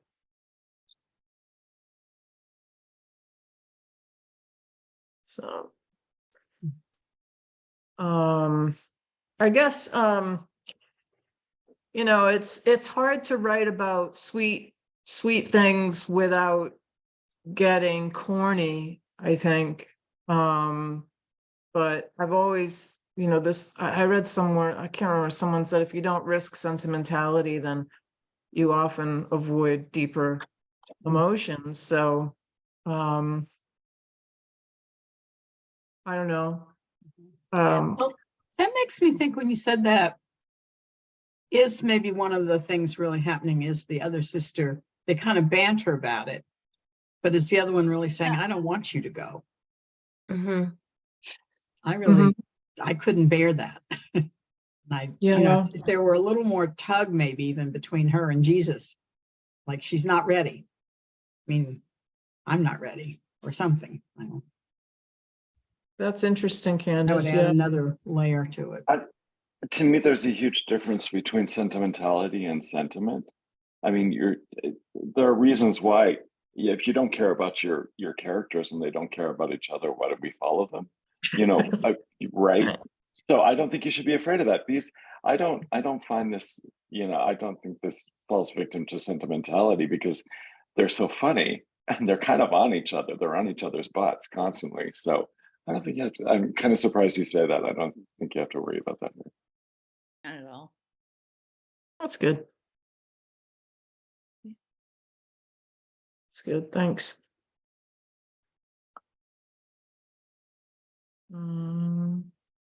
Yeah.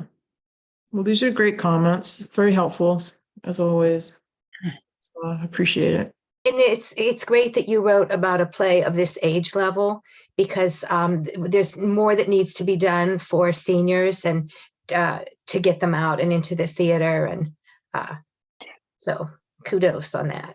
Yeah, particularly on Cape Cod, because if Right, you tried to write a exactly. play that had a young man who's 24, you're not going to be able to cast him on Cape Cod. You know?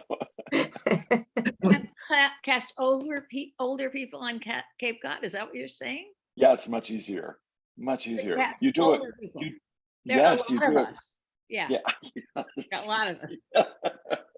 Especially a young guy. Yeah. It's Mhm. really hard to cast young men on Cape Cod.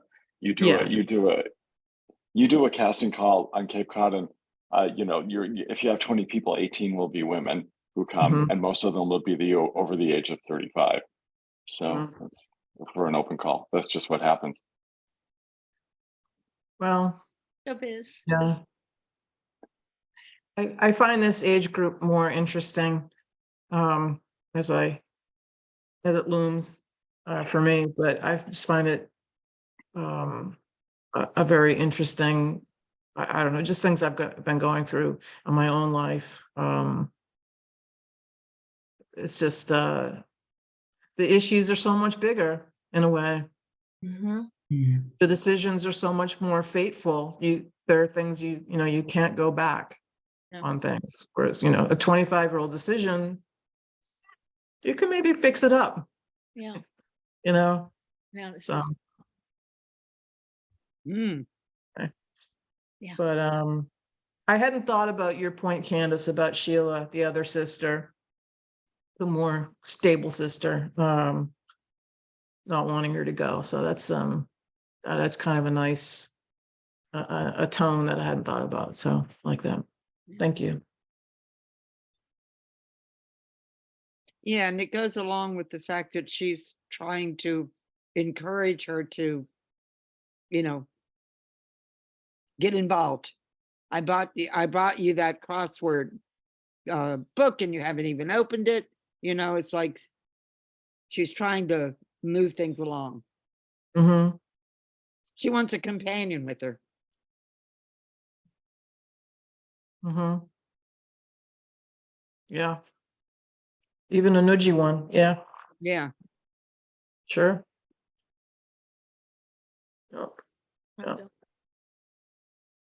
So, I donated my mother's recliner to the Eastham Senior Center. oh, God. After my mother passed away, I bought her that thing, with and it was, Yeah. it's just this vivid memory of, I had a guy pick it up in a truck. We got to the senior center, built to the bottom floor in Eastham. The room had a row of recliners against the wall, and all these old people. It said senior daycare. They have a daycare program for seniors that can't be left alone during the day, and they sit in these recliners all day long. Oh, yeah. Yeah. My father had a recliner that he slept in. Somehow his sinuses, and it was torn, it was tattered. And I said, Daddy, I'm going to get you a new one. This looks awful, So I got a new recliner from Fancy with helped you up and all that stuff. He said, well, can I still keep the old one? I said, well, sure. And that's where he continued to sleep in the old one. Mm. And I realized how wrong I was to have suggested, because the fabric was tearing, to get a new one. Well, that was his place. Yeah. Yeah. It fit his body. You gotta, Mhm. you do, you got a place that you sleep in, Mhm. and that's your place. Interesting. Mhm. Well, this was enjoyable. Yeah. Very much. The next, the 16th, right? Yep. And Candace and Ira, am I correct? Matt, you have Matt down. Oh, Matt, I didn't look at it. Wait a minute, hold on.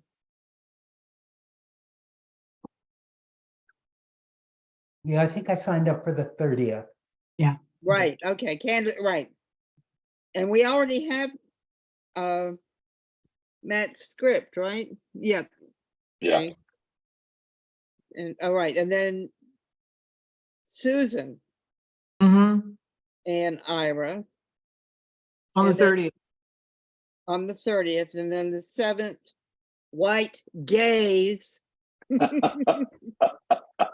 Not GAZE either. No, no. That's another whole thing. White boys? And we have one more slot on the 7th. Is John Dennis still had one? Didn't he have one to go? Had a play to go, I thought. Yes, that would be John. Okay. Also, Ian wanted to get his another number he Ian, was right. pushing forward. Yeah. Now we're running out of slots. That's all right. Ira, is yours long or short? Haven't decided which one I'm gonna do, Okay. but I'm thinking short. So if you want to work something else in, I'll stick to that. Well, maybe we can. Let's see. And we don't know what John, well, I'll email folks. We'll find out. So if you want to do that, that would be great, Ian. I mean, Ira and Ian. I'll find out from Ian where he stands. I need to go. Thank you I do all too. for today. Thank you, thank you. This was Thank you. enjoyable. Good. I will figure out why my visual is not working. I was afraid to touch anything since it turned off. I'm gonna end. I'm gonna end. Here I go again. Yeah. Okay, bye. Problem with me. Bye, everybody. Thank you all. Bye, everybody. Take care. Bye. Thanks again. Bye.